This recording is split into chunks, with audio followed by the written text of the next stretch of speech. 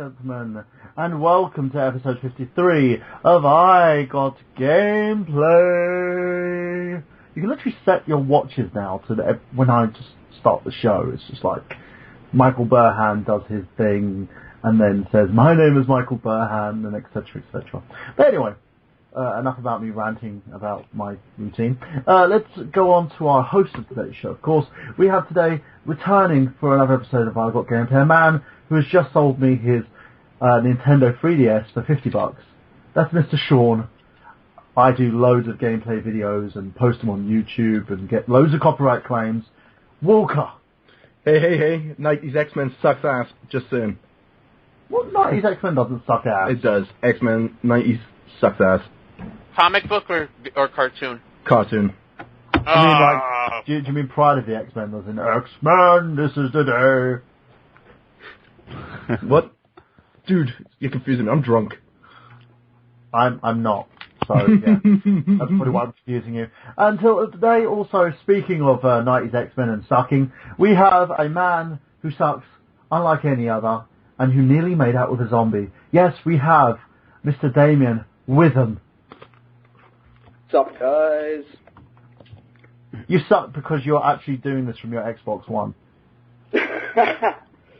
Yeah, it's true. And listening to Avril Lavigne copiously. I've listened to the same song like literally 15 times in a row. As a fellow Brit, I just want to ask you, what did you think of the whole Lost Profits scandal? I'm disappointed, but then again, it shouldn't be a surprise with how Lost Profits kind of started going anyway. I'm no longer Welsh, I'm Scottish. I'm just surprised it didn't stick with the sheep, if I'm completely honest. Okay. Who's out there? Speaking of sheep, we're going to another man who always sees things with rose-coloured glasses, including sheep. He is the tie-dye king, the gaming guru, the man who literally doesn't have time to wipe his anus. Yes, he is Mr. Travis Goss. And as a fact, I'm actually sitting in soiled underpants. Well, have you managed to sort out your schedule at the moment in terms of rose-coloured reviews and let's plays and stuff? Yes, I actually have figured out a nice little schedule, and I actually explained this in my Skull Monkeys episode, the first one came out a couple days ago, that I did figure out a schedule where I can actually do both shows while working full-time and going to school full-time. Wow. So, what do you do with the sleep and stuff like that? I am going on my 7th day with no sleep, and I'm still feeling pretty damn good. When do you crank it?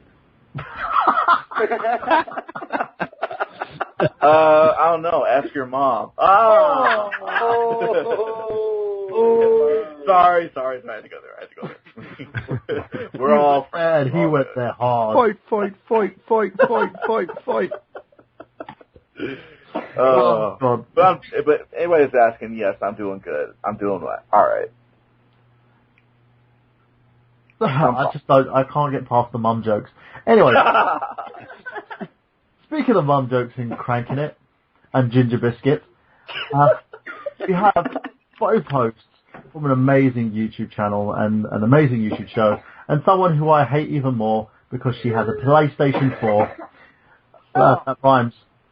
And they're both from an amazing channel called Getting Your Nerd On. Of course, Zach Latour and Kyla DiPietro. Oh my god, you got it right! What's up, bitches? Yay! I have to long and hard. No, That's what she said. No, not. Long and hard. Like that food. I don't know what to say. You know what? I spent this week at a friend's house, literally saying innuendos. The whole conversation was like innuendos. We watched Pacific Rim, and I managed to turn everything in that movie into a cop joke. I'm quite proud. I am quite proud of that. Especially when he went, "We are cancelling the apocalypse." I was like, "Yeah, cancelling it with your dick." With your dick. And ladies and gentlemen, of course, we have our beautiful set of hosts, and no one is as beautiful as the most attractive man on the planet, voted FHM's most sexiest man, even though they don't have a sexiest man column because they're a magazine for men, which have women. Of course, he is Mr. Miguel Leon. Actually, apparently, according to that, I've changed my name to Adam Levine. Because he was voted you know what? I read too many of those Walmart magazines. Penis joke, penis joke, penis joke. How about that? I'm just wondering why you even looked at pictures of Adam Levine. He was on the cover of one of these magazines with the big banner saying "Sexiest Man Alive." Apparently, I don't read any magazines. I just saw it. Well, you know, apparently he can't pay for a payphone, so in order to call home. Payphone? What is this payphone? We have cell phones. What's this payphone you speak of?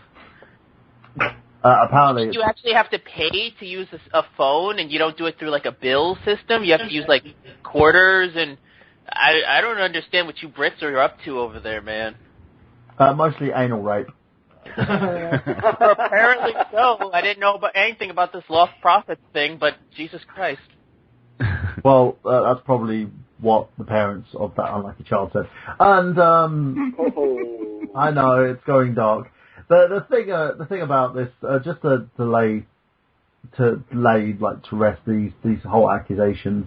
In the end, they shouldn't be British. I think we should just send them to some weird ass other country and just leave them there. And France, they'll get stoned. So we don't condone this. We don't. What's that? Didn't the French do that? Was it Devil's Island? Probably. Never mind. Wrong crowd. The Brits used to do that with Australia. They're just like, look, we don't want to deal with you. We'll just send you there. Yeah, and then like the majority of them are now over in America making movies. I got relatives in Australia because of it. Well, because you or family are a bunch of convicts? I don't know. Pretty much. So everyone in this room, watch your wallets when Sean's around. He's egging for a new PS4, and I think he wants to take people's wallets. And, of course, because he's Welsh, apparently he may be a sheepshagger and a pedophile. Who knows? High five! So, watch out for that. Instead of just Sean, it'll be just convicted Sean. Pretty much. I'm joking, Sean. You know I love you. I know, but I love you too. No homo. Yeah. Man, love. Dead off in the distance you hear. Stepping away from the man love from a little bit. I'm going to do something that we never usually do on this show, and that's we're going to promote something. So here we go. After these messages, we'll be right back. Yes. What was that? It's our little messages thing that we have on Mega Powers Radio. So I decided that we're going to actually do it for this show for promoting something nice. Now, for those of you who don't know, I Got Gameplay and Nerd Genius are affiliated with a website called RetroUnlim.com. There we go. Nearly got it out of my mouth. Okay, that was another sex joke. Anyway, they did a thing called From Bedrooms to Billions, where they actually interviewed the director of this new gaming documentary that actually touches on the UK gaming industry. So it talks about the inception of this industry all the way to like the industry's like mainstream appeal and how it almost crumbled at one point. And if you want to check out more from this, you can do by going to RetroUnlim.com or even their YouTube channel, where they have an exclusive talk with the directors themselves, who are Anthony Caulfield and Nicola Caulfield, who go into detail about the Kickstart that they did to raise $100,000 to get this production up and running. The fact that they interviewed some of the industry's core people, and it's something that I believe is going to be huge. In a sense, the live stream actually managed to retain an audience of 1,000 listeners and viewers on Google Hangouts, which is kind of a shit system, but it managed to actually get that many viewers on there, so that was great. And that's accredited to Harry Yak and everybody there at Retro Unlim. So make sure you guys check that out. As always, go to www.retrounlim.com to actually see this stuff. It's and as I've said, you know, they always do their weekly podcast as well, and they've got a huge bunch of talent, including the console snob, Lawn Boy 1975, of course, Mr. Dave Wade, and if you haven't checked out this gaming review that's affiliated with them as well, this gaming reviewer by the name of Retrospective Perspective, and the gentleman's name's Halfbit. He's amazing, and I mean sort of angry video game nerd amazing. Check him out as well. These all can be found on RetroIsland.com, and they've got a slew of reviewers on there, and everybody is, they have their own sort of set of ways of doing their own type of game reviews. It's amazing. So check that out. Check out Bedrooms to Billions. If you want to support them, you can go to FromBedrooms2Billions.com for more information on that as well. So there you go, guys. I did say I'll plug it, and I have plugged it for you. And now, while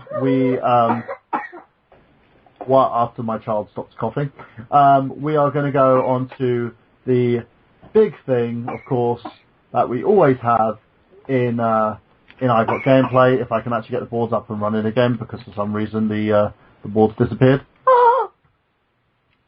And that is the gaming news. Yeah, there's no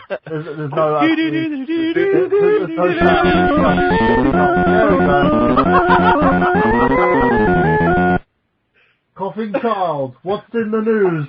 This Live, everyone. That's my son Rohan, by the way, ladies and gents. He's actually live in the studio with me, coughing his lungs out, which I don't know why. You named your character after something from Lord of the Rings? No, I named my son after someone from Lord of the Rings. Yeah. I think That's what I meant his mother did. Screw you all, I just woke up, alright? I may have just woke up. That deserves a face palm. Yeah. It does deserve a face palm, doesn't it? Yeah. Cue it up, bro. Cue it up.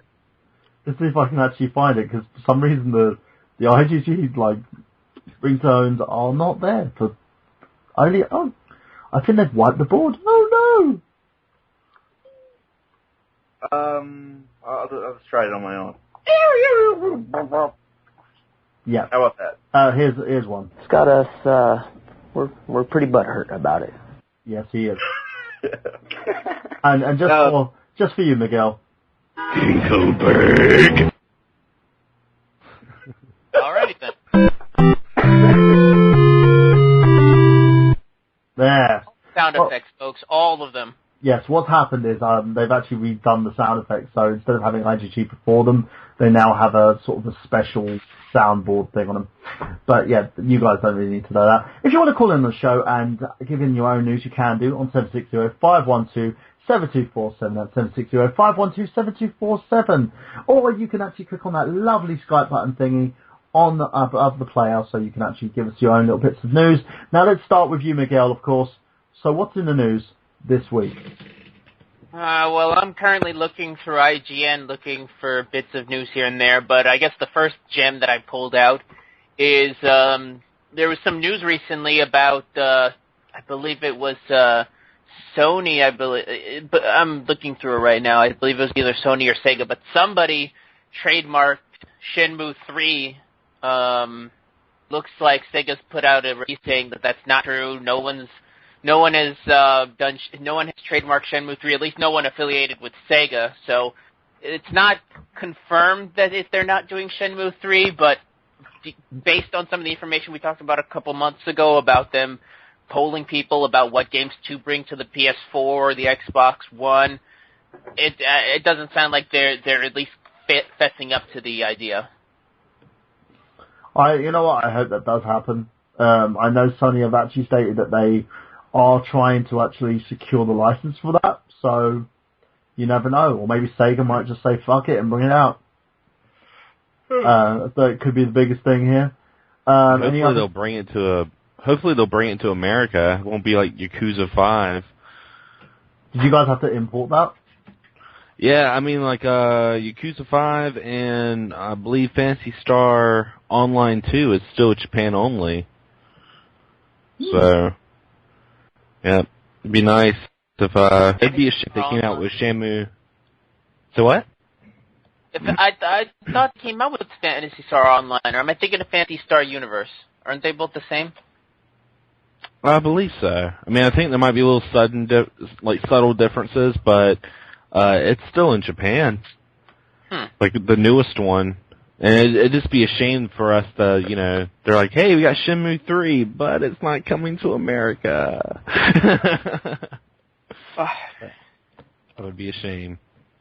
You know what I'd like to see, though, is if Sega just re-release Shenmue 1 and 2 as an HD remake for the PS3 or Xbox 360. I'm kind of surprised they haven't at this point. I know. I mean, there's such an outcry for that, and I can't believe they haven't done it just yet. I know it'd sell like crazy. Well, it makes sense if they did that anyway, if they were going to make 3 so they can get some, some more publicity towards the sequel.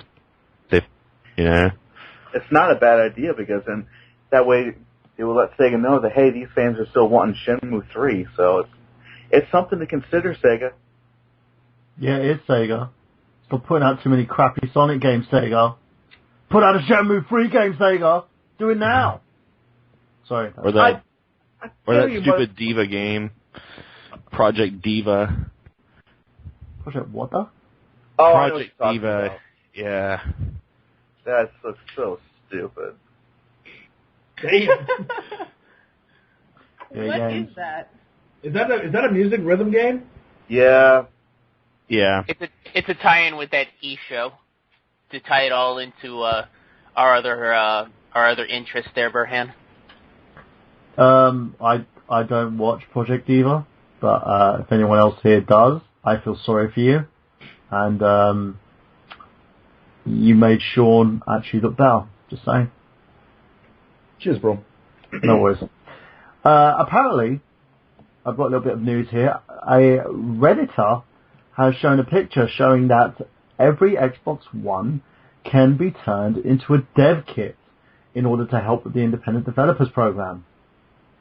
Just by pressing a simple button combo, it's confirmed that the Xbox One developers stated clearly that you better not try it for now, as you risk putting your Xbox One into a boot loop, and that you've been warned.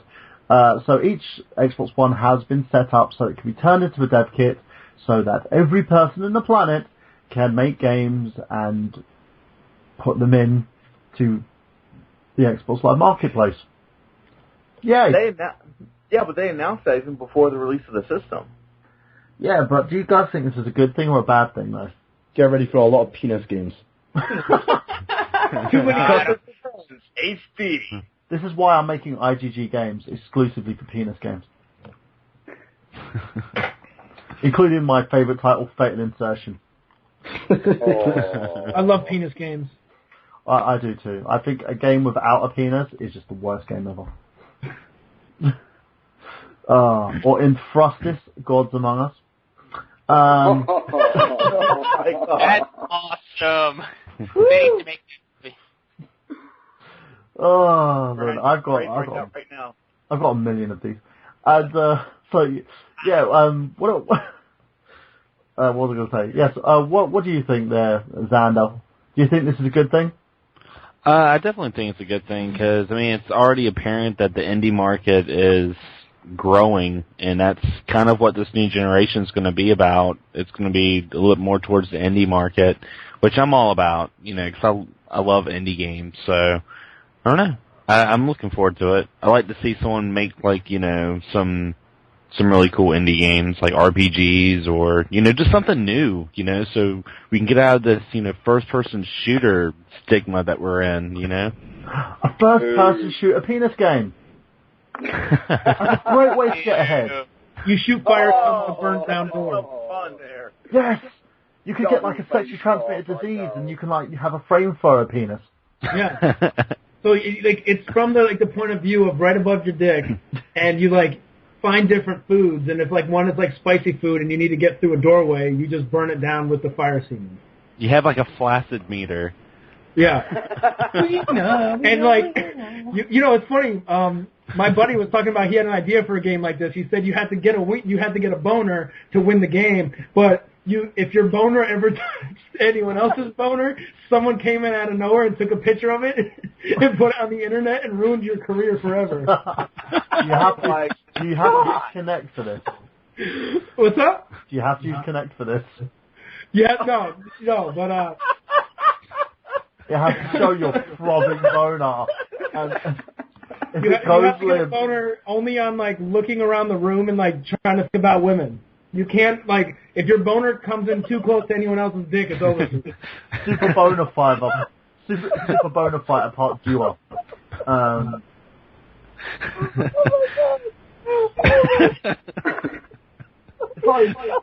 know what would be actually kind of funny? If you had a zombie apocalypse boner game and you could still call it Dead Rising. Oh, I told you about That's not got gameplay this week. We got gameplay after you.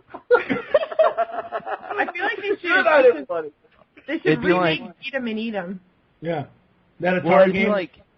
it'd be like Stubbs the Zombie. It'd be like Stubbs the Zombie, but instead of like using your hand, you're using your penis to possess people. Yeah. Oh my God. Woo.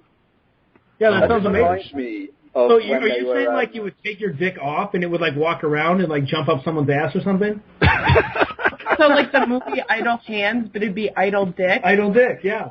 Idle cock. And Offspring would still do the soundtrack for the game too. Probably would, yeah. Yeah, but would Jessica Alba be in it? What's up? Do you think Jessica Alba would be in it? Well, now Oh, we yeah. have, now we know what content Travis will actually look at before he actually gets a throbbing boner in front of his Kinect. If I had one. With the boner or the Kinect?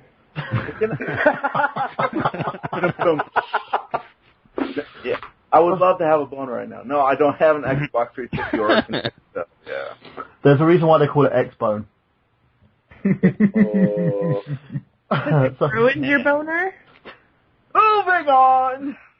no, they would call it X-Limp. So yeah, Miguel, what do you see? I know you said like probably see a load of actually what Sean said, a load of penis games. But in terms of like the development features, do you think that this is going to catch on? Do you think we'll see a load of new like core titles, including Little Miss Piggy's Playhouse Part 2? A hot load. Yeah, I'm just stunned by the sudden shift in content. Like penis jokes. So what do you think about the serious development within the gaming industry?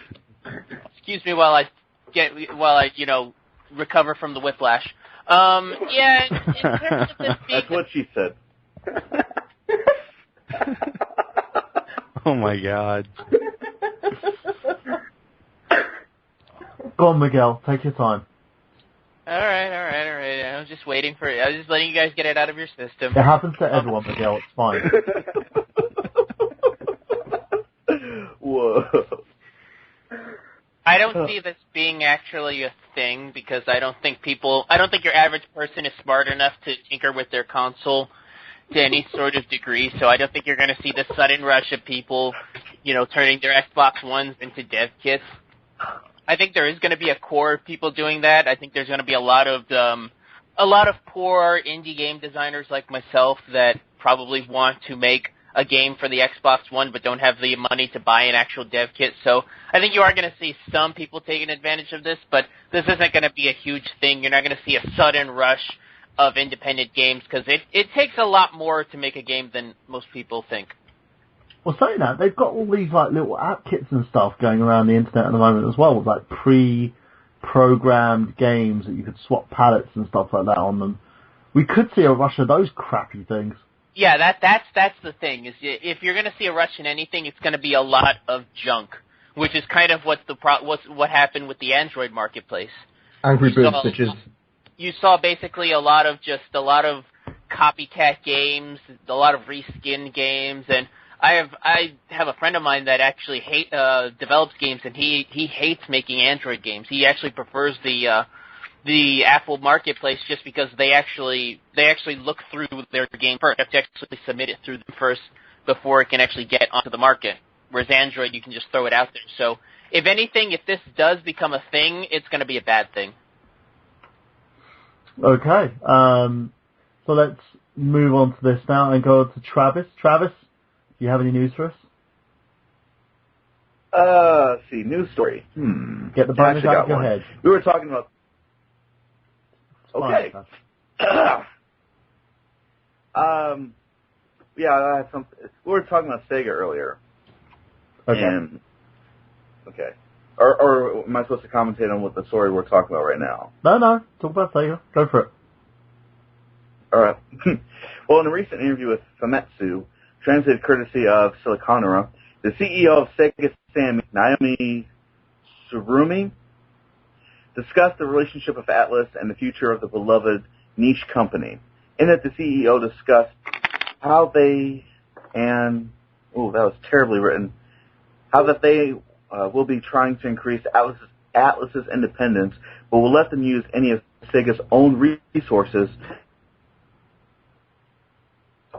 And most interesting of all, Sega is allowing dormant IPs to make new games out of them. So what this makes me believe is there could be a possibility where we might see future Phantasy Star games. I'm not talking about like Phantasy Star Online or Universe. I would like to see an actual standalone Phantasy Star game. You know, that'd be pretty cool. That would be cool.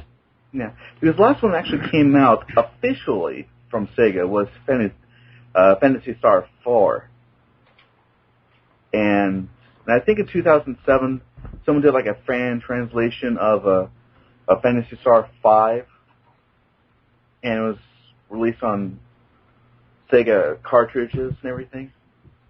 So, but anyways, I would love to see more Phantasy Star standalone titles. That'd be kind of fun. Damien, what do you think? Yeah, it would be pretty cool. As long as, you know, it's not ruined. I think that's the main thing, really. As long as nobody takes it on and then makes a complete hash out of it, I think it could be really successful. Travis, so you open up like a packet of chips there. Sorry, guys, I'm trying to keep waiting. It's Tootsie Pop Drops. And we thought Xander was bad. With his like billions of M&Ms. Sorry, guys, I'm trying to keep it away from the microphone. What was it? It was like David's talking to it, just go. We were open up and like Skittles everywhere.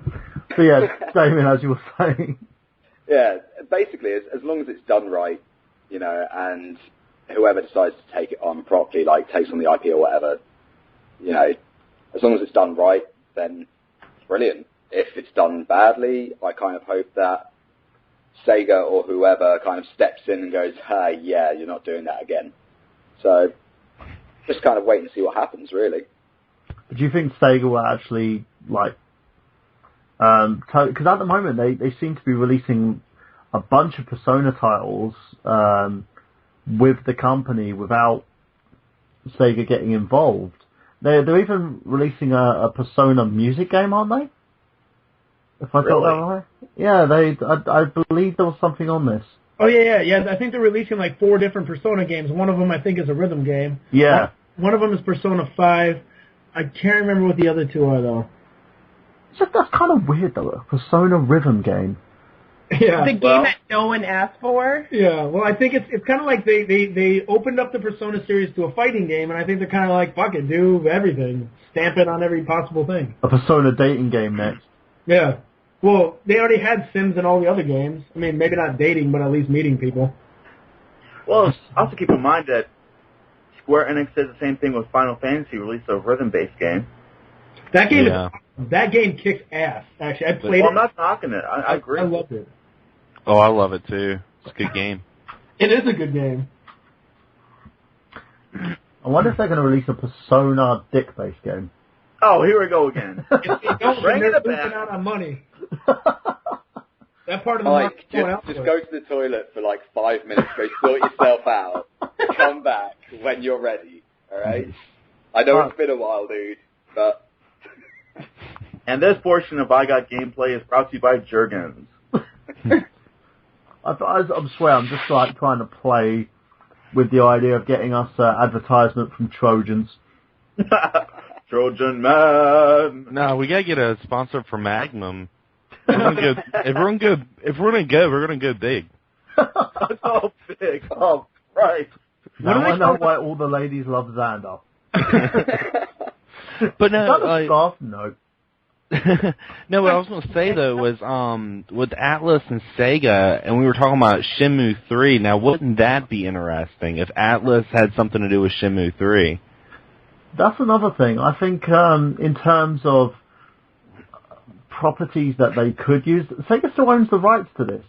The fact they haven't used it is kind of a travesty. I think for them, it was too expensive. What's up, Internet Wrestling community? This is Anthony Mango of SmarkOutMoment.com, a wrestling website dedicated to the smart marks like you and I. We break down and review every pay-per-view with predictions and spoilers, and you can catch our weekly podcast on YouTube for some smack talk.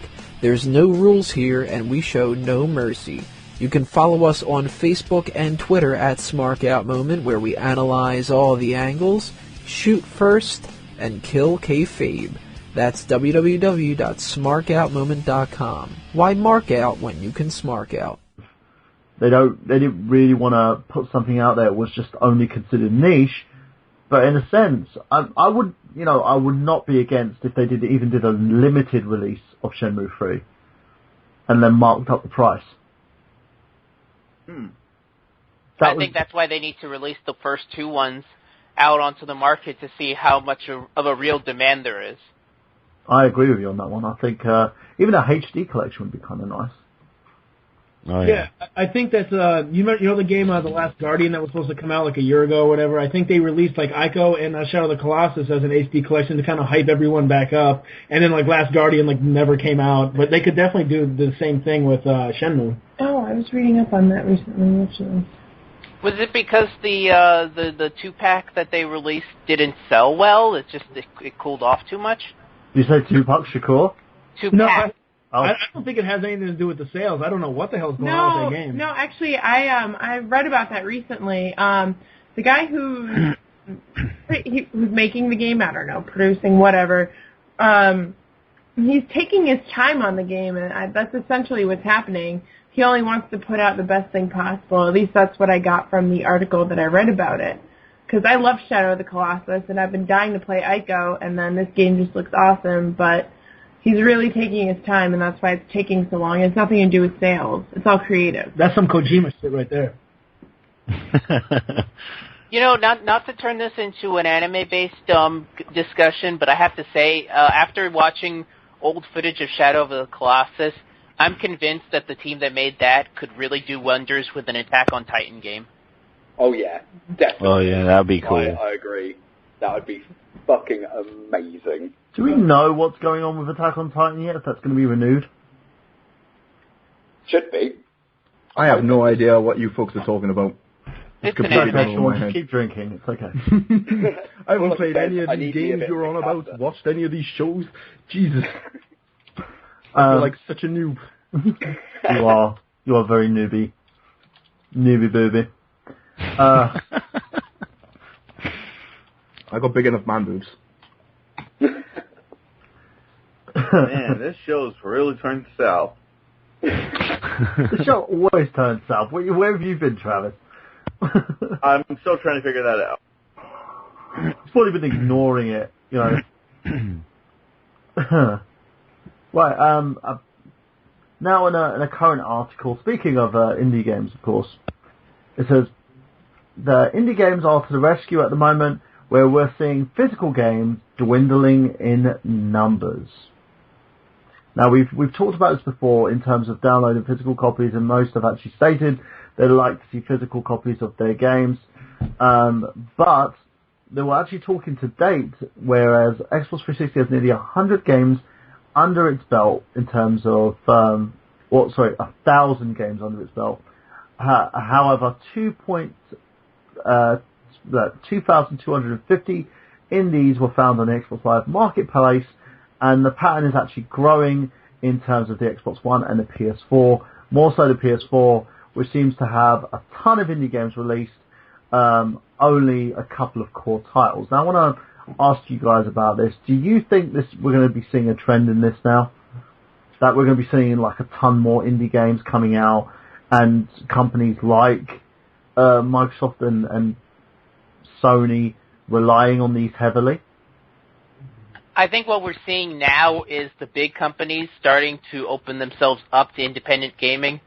You know, independent gaming has been around for the past few years now, and it's really been on an upswing. And I think with more emphasis on it, you're now seeing bigger companies looking towards these smaller development groups, these relatively cheaper developed games that are bringing in, you know, a lot more revenue by comparison. And so you're going to start seeing a lot more of the bigger companies look towards these smaller projects as opposed to the bigger budgeted games. I can't really say if this is going to be a good thing or a bad thing because, you know, an indie swell is always a great thing, but once big budget producers get involved, it could turn south pretty fast. So I can't say if this is a good thing or a bad thing. It might be a good thing for them, but for the actual indie market, I can't really say. It's too early to tell. Very much so. I agree 100%. Let's push the subject on. Damien, got any news for us? Yeah. So Microsoft have been handing out 24-hour bans for swearing to Xbox One users. Oh, I know, it's such a terrible, terrible shame. But the article here states that users who swear in videos they upload using Xbox One's Upload Studio are being handed 24-hour bans. And a statement from a Microsoft spokesperson says that they take the code of conduct moderation via Upload Studio very seriously. The team reviews every clip, that's excessive, that is uploaded to the service to help maintain a clean, safe, and fun environment for all users. Excessive profanity and other code of conduct violations will be enforced upon. On Xbox One, we have a more sophisticated system of enforcement. As a result, if someone misbehaves on the service, we may only suspend some of their privileges on Xbox Live, such as access to certain apps or use of certain features. We remain committed to preserving and promoting a safe, secure, and enjoyable experience for all of our Xbox Live members. However, the company is denying separate reports that it is also monitoring users' Skype activity and applying similar profanity bans. Added, the spokesperson said, to be clear, the Xbox Live policy and enforcement team does not monitor direct peer-to-peer communications like Skype calls and chats. But they still watch you masturbate. Oh, they've probably seen me do it a fair few times now. I hope they enjoy it. Xbox, watch it, you dirt slut. Xbox, record that. That was 5 minutes. Just to add to that, Microsoft apparently as well have apologized for the sexist Xbox One promo. They've said we meant no offense as rep after publishing fictional letter between husband and wife. They issued an apology for slightly altered the content of an Xbox One promo for which it came under fire for Wednesday. The promo, which has been accused of being sexist, is pitched as a letter from Microsoft is written for those who want to buy an Xbox One to give their significant others to convince them to purchase it. Worthwhile. The letter encourages users to edit the phrases within their liking. However, the default settings for one phrase read, "Not sure if you heard, the Xbox One is now available. That means we can start playing games like Dead Rising 3. I know you'd rather knit than watch me slay zombies. But hear me out. This Xbox One is actually for both of us." Seriously. The promo material was accused of being sexist by commentators via Twitter, and Thomas Was Alone developer Mike Bitchell and The Drowning developer Ben Cousins among most notable critics. Microsoft has responded with a statement of apology. They state, "The letter is customizable and we want to make no offense, but understand how the defaults could be perceived," a spokesman told CVG. "We're making changes to the letter defaults and apologize for the oversight," they added.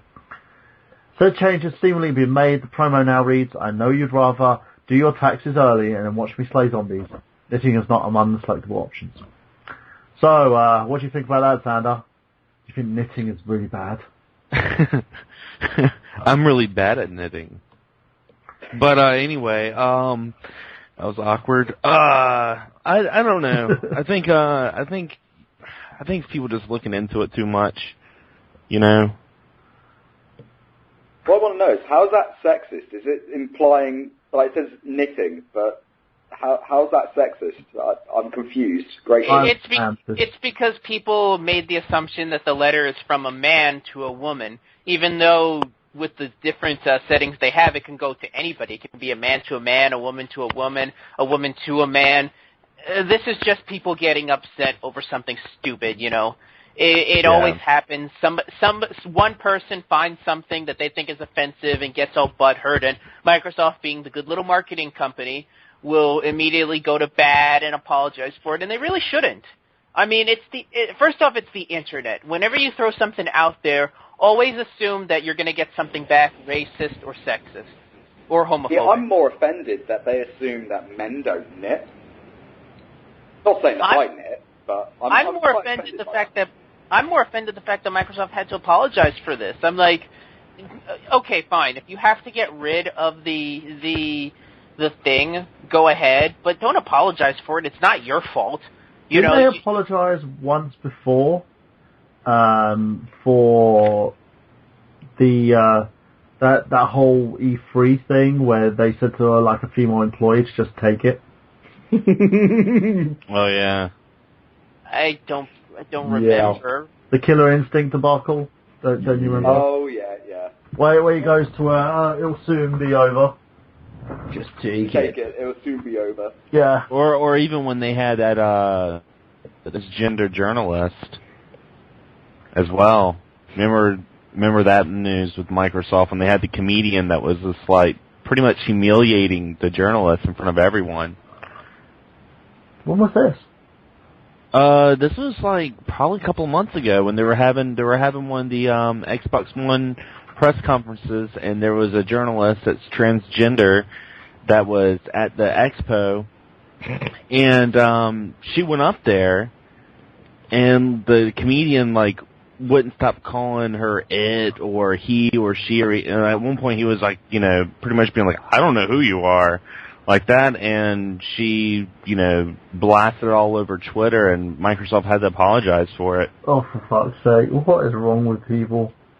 They're pussy. He. But I mean, the comedian, why would you do that? There's like, I'm promoting Xbox One and I don't like transgender people. Yeah, it was. I don't take anybody's money. He just sounds like a closet homophobe. Yeah. I don't know if it's necessarily that. I've had instances where I've come in contact with some transgenders, but they're not like fully one or fully the other, and like it's not really clear like how you're supposed to talk to them or address them, and you don't really know what to do. So I wouldn't necessarily say the comedian was being a dick, but I also don't know. He could have been, but it's a tough situation. Yeah. You know, for me, when I see a transgender who's basically pre-op and they look like a woman, but they've like got a knob down there, confuses the guy. Well, why were you looking? I can't help it! It's a very attractive man-woman thing. No. Burhan. It's all starting to come out now. Hey, Damon was with me. What? If I'm going down, you're coming to hell with me, Damien. Oh, what? I'm confused. What am I getting dragged into? Speaking of he-she confusions, the Xbox One customers with faulty disk drives will receive a free digital game. While a replacement is on its way, we want to ensure our customers stay in the game. Microsoft has announced it will provide free digital titles to those experiencing problems with their Xbox One disk drives. The offer will allow users who are unable to play disk-based games to use their faulty console whilst they wait for a replacement, according to a customer service correspondent. And this article was actually obtained by Polygon. The games offered as part of the initiative include Dead Rising 3, Forza 5, Motorsport, Ride, Son of Rome, and Zoo Tycoon. While the replacement console is on its way, we want to ensure our Advanced Exchange customers can stay in the game, the company wrote, and we will provide each of them with a free digital download of one of the launch titles published by Microsoft Studios. Shortly after the Xbox One's launch on November 22nd, several launch day owners reported problems with the console's disk drive, and Microsoft has directed that this is effective users who have contacted Xbox phone support. Xbox One sold more than 1 million units worldwide within the last 24 hours of its launch. So, what do people think of this? I would ring up just to get a free game. Yeah. I find it quite funny, though, because I don't know if you guys know how big these downloads are, but Forza 5 is a 40 gig download. Now, assuming that Microsoft dispatch your new console, say the day after you get in contact, and it takes 2-3 days. Now, based on how standard internet is over here in the UK, it's pretty poor, like piss poor. And it took me 24 hours alone to download 16 gig worth of, I'm not going to say what, it wasn't porn before you think, but it took me 16 gig. It took me 24 hours. Is it male, female porn or male porn? It was a bit of everything. Okay. I think it was some ghosts as well. But yeah, so 40 gig. That's almost 3 times the amount that I had. So that'll take 3 days. So surely, giving them a digital download, it's going to take them the same amount of time to download that game for them to play while they're waiting for their new console to arrive because their first one has a faulty disk drive, as it will for the new console to actually arrive. So, I mean, it's a nice gesture and all, but in all honesty, I can't see how they're going to get to play any more than if they just waited for their new console. Miguel, what do you think? I think it's a nice gesture, although I will admit when you do buy any piece of technology on day one, you have to be open to the fact that there's probably going to be some issues. I mean, that happens to everybody. That it's early adopters blues. It happens to anybody who buys any piece of tech that first day. It's going to be at least 3 months before they iron out all of the issues. I believe Sony's been having issues with the PS4. It's just the nature of tech. You know, correct me if I'm wrong. Didn't the Wii U have some day one issues or something like that? Yes, it did. I think the day one issue for the Wii U was that humongous day one update. That you had to leave it on for hours. I mean, when I got mine, I got mine on day one, and once I plugged it up and I had that download, I was just sitting there looking to do other stuff, including make tea, cook, have lunch, and have dinner. Just say wank. Just say it. I know you want to say it. You're just playing up to it. No, I'm not. It only took me 20 minutes to download. And no, I wasn't saying Buan. But yeah, the day one update for that was just humongous in terms of, and as Damien has so rightly put it, our download speed was terrible. That's what you get for going with PlusNet broadband, mate. It's all about BT Infinity 2. I'm not even joking you, I am actually on PlusNet right now.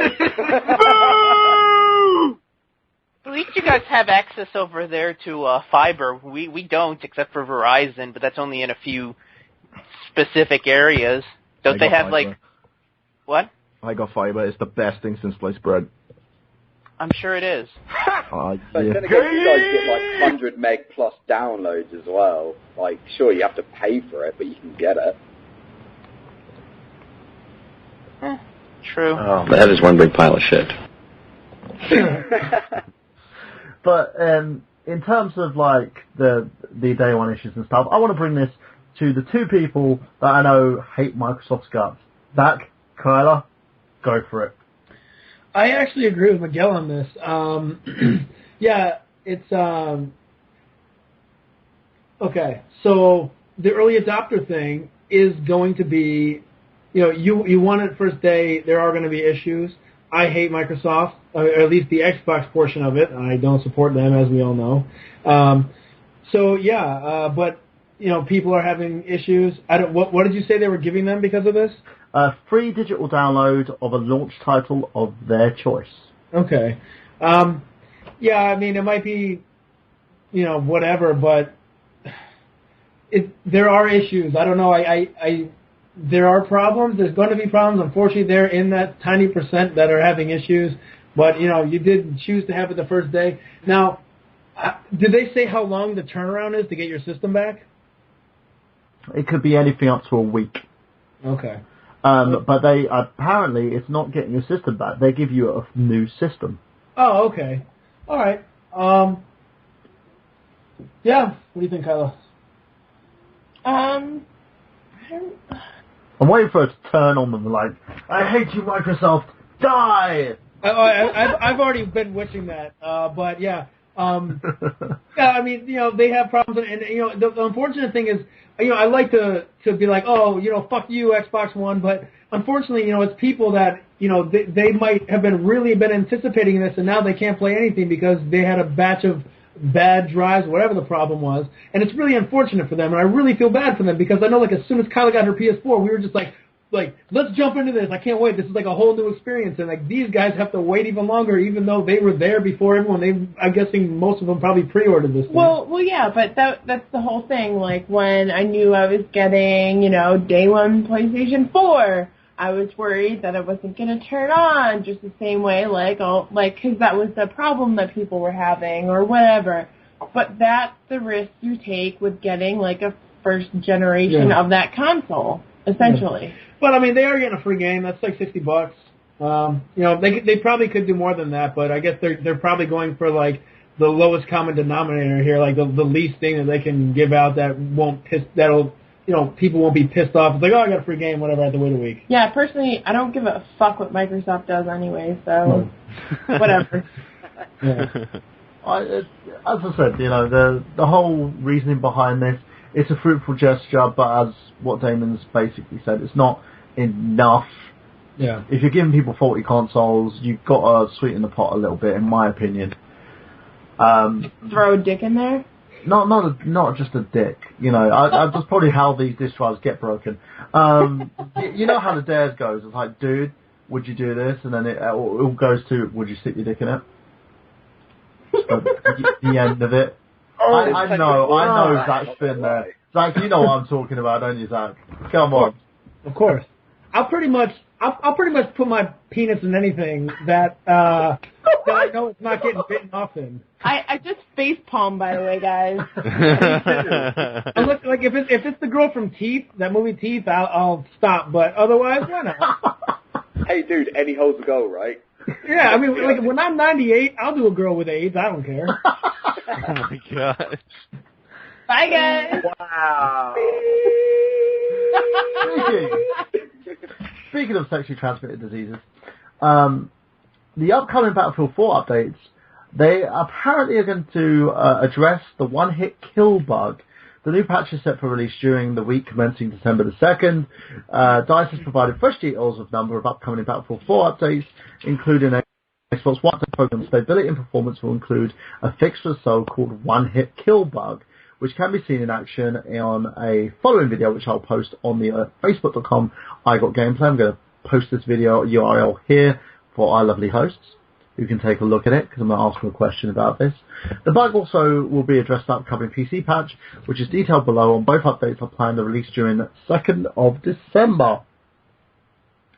So the PC patch notes include removed the blur effect on soldiers that appeared when commandos are using EMP attacks, fixed the audio bug where audio sometimes randomly dropped out while playing a certain multiplayer maps, typically Gold Mud Railway and Hanian Resort. They also fixed one-hit kill bug where occasionally damage from a single bullet was applied multiple times, fixed a common crash that would occur with exiting from the single-player campaign to the main menu, and also tweaked network and computer performance screen to show proper values, and players can now test their computer and network connection to get recommended if they need to adjust something to improve their gameplay experience. DICE is currently hosting a Battlefield 4 XXXP week as compensation for Shooter's troubled launch. And in CVG's Battlefield 4 review, they have said that they've had a great start with it, by the way, which is where this article was actually taken from. So let's ask you guys, let's go with you, Xander. What do you think of this? Good idea, addressing this whole one-hit kill thing.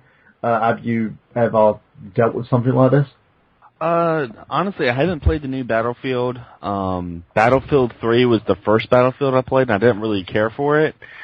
But it is good that they are, trying to figure out how to make something a little bit more fair. I mean, especially when it goes in, competition game tournaments and stuff like that. If someone knows it kind of makes me think of like the old SOCOM games, before they came out with the greatest hits version, where people knew how to, fall on the ground and shoot up, and you couldn't get them, and it almost became like a rule in SOCOM. So it's good that they're kind of fixing glitches for a first-person shooter, but I haven't really played it, so I don't really know how much it handicaps the actual experience.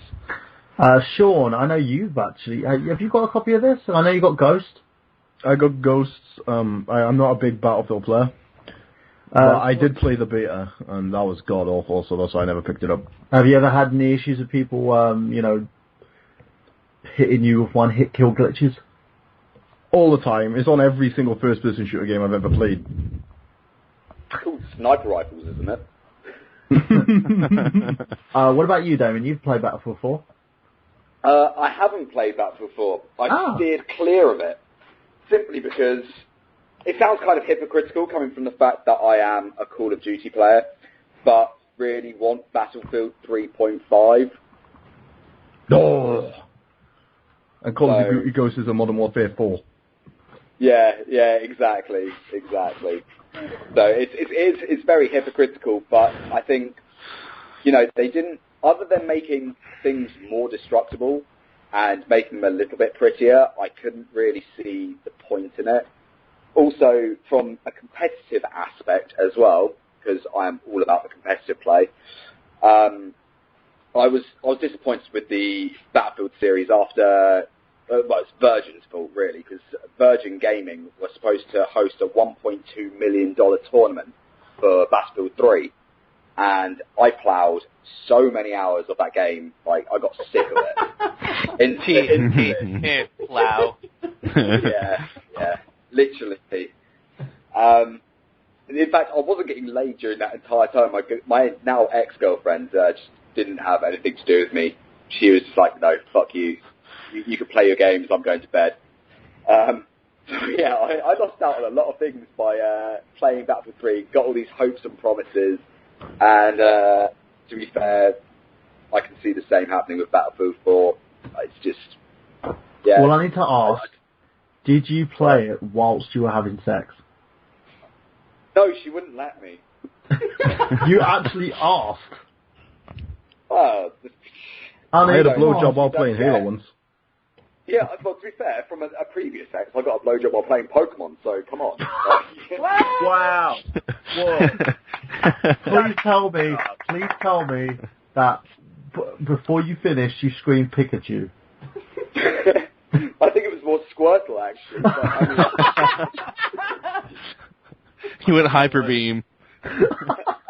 Hydro Pump, bro. I gotta say, man, that's amazing. I've always wanted to have a game job. That is so cool. Props to you, buddy. That's so awesome. During Pokemon, to make that game even more creepier. That's just the weirdest thing in the world. Was it what? Which one was it? Was it Red? No.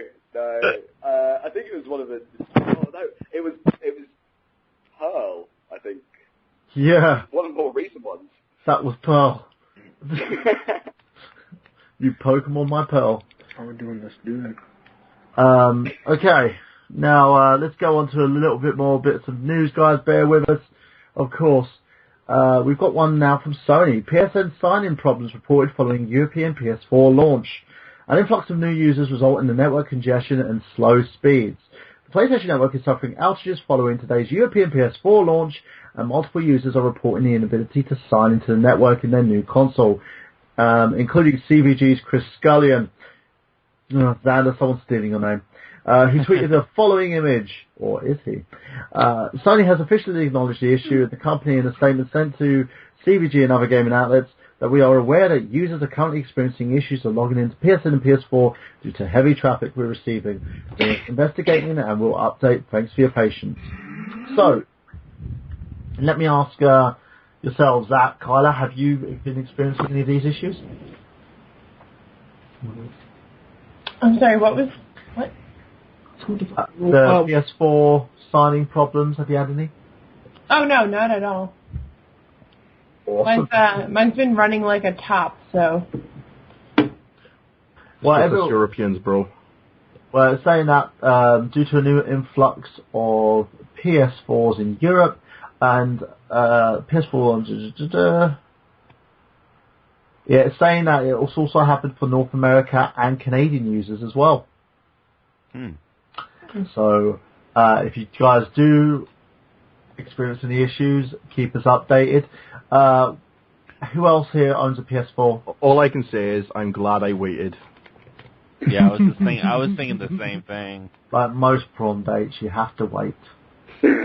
Funnily enough, one of my friends picked up a PS4 on Friday, and he posted it up on Facebook, and the caption for it was, "I have the biggest erection right now." And so it kind of links in with everything else that we've talked about today. But it was just ironic because he was really hyped about it, and I was just making like gentle, playful stabs at PlayStation. Like, as I've said before, I used to be a Sony fanboy, and I still like Sony, don't get me wrong, but Xbox is more for me at the moment. So basically, Sony was the girl that wouldn't put out, and Xbox is that really slutty girl. Oh yeah, definitely. That slept with the entire football team. But basically, about half an hour after you put up these pictures of him unboxing his PS4 and everything and being really hyped up about it, he was like, "Oh yeah, I'm going to load up Killzone right now." Load. And yeah, all he posted up was a picture of "cannot connect to the PSN right now," and I was just like, dude, Xbox had a worldwide launch and there were none of those issues. Just saying. Well, to be fair though, Xbox probably has a better infrastructure than Sony does. But you know what? I'm like I said, going back to what I said about day one issues. There's always going to be problems like that. I mean, I believe that was the same issue when the PS3 launched. I don't remember if it was for the 360, but the fact is that you're going to have a lot of people wanting to go online and play your big multiplayer games, especially when one of them is Call of Duty Ghost. I mean, you're just asking for trouble at that point. So, I mean, I don't have a PS4, and I'm not much of a multiplayer gamer anyway. I know the week that the PS4 launched here, I was having trouble getting onto the PlayStation Network just to go to the PlayStation Store, which was a little annoying, but I'm resigned to it because it's just the nature of the beast. Zach, Carly, you were saying something? Oh no, I was just talking shit. I said at least my disk drive works. But oh, sick burn. Oh snap, Damien. I know. Let me get you some aloe. It'll be okay. At least my console worked at launch. Well, mine worked at launch too. So did my disk drive. So did my dick. Are we still talking about your console now? Well, you'd be surprised. Oh, you poor fellow. Yeah, it's been a while. Desperation's set again. Anyone wants to give me a call, I'll leave my number on the IGG Facebook. Yes, please. Send me any messages. Oh God, you're gonna get recent memes. I am. I'm gonna get so many dick pics coming your way. Which reminds me, a girl I work with gets dick pics all the time. She showed me one today, and I couldn't stop laughing for like 15 minutes. Why? Was it fun? Like a circle or some shit? Well, no, it looked kind of like a needle where it was like really small. That's sad. I know. I laughed for so long. No, but you said it got bigger. Like how? No. Well, okay, it wasn't that girthy, but at the head was so much smaller than the rest of it. It was funny. Oh my god! This is the biggest episode of IGG I've ever heard. I need a shower. I need a shower so bad now. God, was it yours, Travis? Was it yours? How'd you know? No, but seriously, Jesus. Wow, this is a really awesome show tonight. And that reminds me, we're an hour in. We haven't even talked about the main topic yet. It's just been news and dick jokes. Yes. Mostly dick jokes, less than news. And let's quickly go into one little more bit of news. Apparently Sony has registered the US movie domain for The Last of Us. Nice. Okay. Wow. Sony Pictures has linked to 2 Last of Us movie domain registrations, LastOfUsMovies.net and TheLastOfUsMovie.com, were both registered on November 25th by the online brand protection agency Mark Monitor. With the restraints email has Sony Pictures' address. The Sony move to register the domains may be motivated by brand protection rather than immediate plans to make a movie based on Naughty Dog's game. But the subject matter would appear ripe for a film adaptation, and The Last of Us tells us of a character-driven story on a population decimated by the modern plague. According to Sony, Last of Us sales topped 3.4 million units between the title's release of June 14th and July the 3rd. It is the fastest-selling new franchise in the console's history at the time, the quickest-selling PS3 game of 2013, which of course was beaten by... Pokemon. Crash Bandicoot. Nope. No, that's another one. GTA 5. Oh. Duh. Yay. So yeah, let's ask random person number 6. Damien, what do you think? Yay! I'm so enthused. I hope it does really well. What about you, Sander? As well. I think if it had the right, direction, and I think it'd be a pretty good movie. And Travis.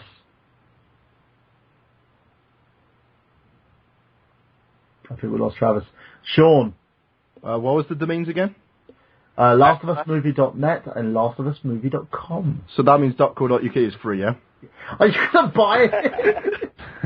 That way then they have to pay me to get that domain, yeah?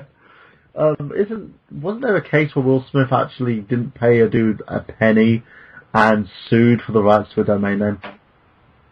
Was it for After Earth? No, it wasn't, and if it was, I would laugh. And just last but not least, I'm going to give this the final swing here. EA hints at an open world Star Wars project, as EA Canada may be working on an open world next gen Star Wars game, according to job listings and commitments from a former EA recruiter. Okay, guys, go apeshit. I know Brandon Ligon, a member of the show and also host of Sportaholics Anonymous, talked about his fondness and love from this game. So, Zach, what do you think? Yes, yes. The expanded universe of Star Wars kicks ass. It's so awesome, and I love how they've done it with. Well, they've made movie games like Super Nintendo ones, Return of the Jedi, Star Wars, Super Star Wars, that kind of stuff. But I love how I read a lot of Star Wars expanded universe books, so I love how they did Knights of the Old Republic, and I know they did the Old Republic, but absolutely, yes, Star Wars, get it out to people's hands. There's a lot of people who don't read, so they don't necessarily get the expanded universe through books. They might read comic books or watch the television shows there, whatever they're, Clone Wars or whatever the hell the name of those are. So absolutely, I love Star Wars expanded universe. I love people hearing about it, getting it, playing it, learning it, and yes. Well, yeah, it's an open world game. I think that would be amazing. Like when I heard about the Lord of the Rings sandbox game that's coming out, it's going to be awesome, and I would totally be down for an open world Star Wars because, well, I mean, let's face it, it's Star Wars, therefore it's awesome. Yeah. Yes, make it stat. Now. And I don't even know. Blowjob. What I was gonna say is if they do an open universe like that, I really hope they do something with one of my favorite Sith Lords, Darth Plagueis. I can't fucking say it right now. Is one of your Darth favorite Sith Plagueis. Lords? Yeah. Platypus? Yeah, Platypus. Darth Platypus. Plagueis. He's a furry little flapper, but never streams of a fray. Sorry. I'm starting singing Perry the Platypus. The Platypus! And, Miguel, what do you think? Has Battlefield, the new Star Wars Battlefront game come out yet? Not yet. Well, then I don't care until that comes out. Always been a Battlefront fan. Travis? What? Well, here's the thing. It's where I get this World of Warcraft feel when I think about it, and I'm not a World of Warcraft fan. Well, it's. I mean, I love Star Wars. Don't get me wrong, I love Star Wars, but I really don't know. Correct me if I'm wrong. Didn't Galaxies and the Old Republic basically flop? Yeah, well, the Old Republic was a turd. Galaxies was decent until everyone decided they wanted to be Jedis. Well, why wouldn't you? Because, I mean, it was cool because when Galaxy first came out, like, become a Jedi was completely, like, secretive. Like, it was really hard to become a Jedi. And then everyone started complaining because everyone wanted to be a Jedi, so they made, like, a patch for it. And it's like everyone was just running around with, like, dick lightsabers, you know? Oh, here we go again. Well, I hope they have more options. I hope they have more options than to just be a Sith or a Jedi. I mean, I'd like to be a smuggler like Han Solo, or a bounty hunter. In the Old Republic, you had more options than one or the other. You had, couldn't you be a bounty hunter in that game? Couldn't you be, there were other classes besides, like, Jedi. Could you have a choice to be Princess Leia in a bikini? No, because the Old Republic was way before the original movies. Well, yeah. Can I be some woman in a bikini attached to Jabba the Hutt? Just for the point of it. Well, Jabba the Hutt wouldn't even be in there. But yeah. You could be Ula. Ula the Twi'lek? No, because the Old Republic took years and years and years before any of those movies. So no one even exists yet. Well, he could still be a fucking Twi'lek. Yeah, you could be a Twi'lek attached to a Hutt. Yeah. And then be happy with that. Well, Can I be the canteen band? What's up? Could I have been the canteen band that just plays... Rebo? No, not Rebo, the big fat blue guy. Hey, you guys know the genre of music that's played in those things? What's the genre? They're called jizz bands. That's actually not a joke, it's true. No, that's real. I'm going to make a jizz band and just play that song. I'm going to say hello to me in my jizz band. Couple making out in the park.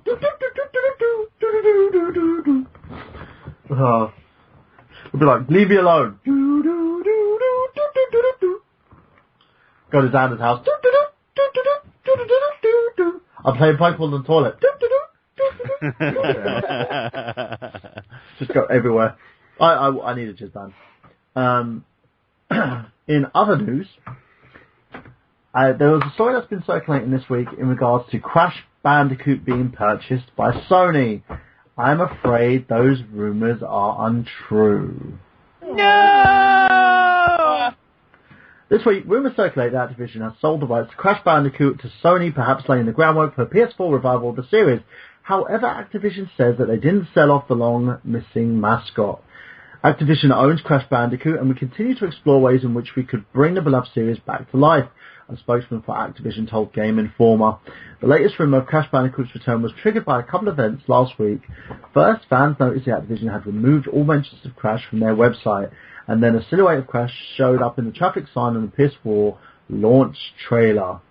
And it doesn't seem like a lot of evidence on its own, but it seemed more significant and added up to a bunch of other Crash revival hints over the years.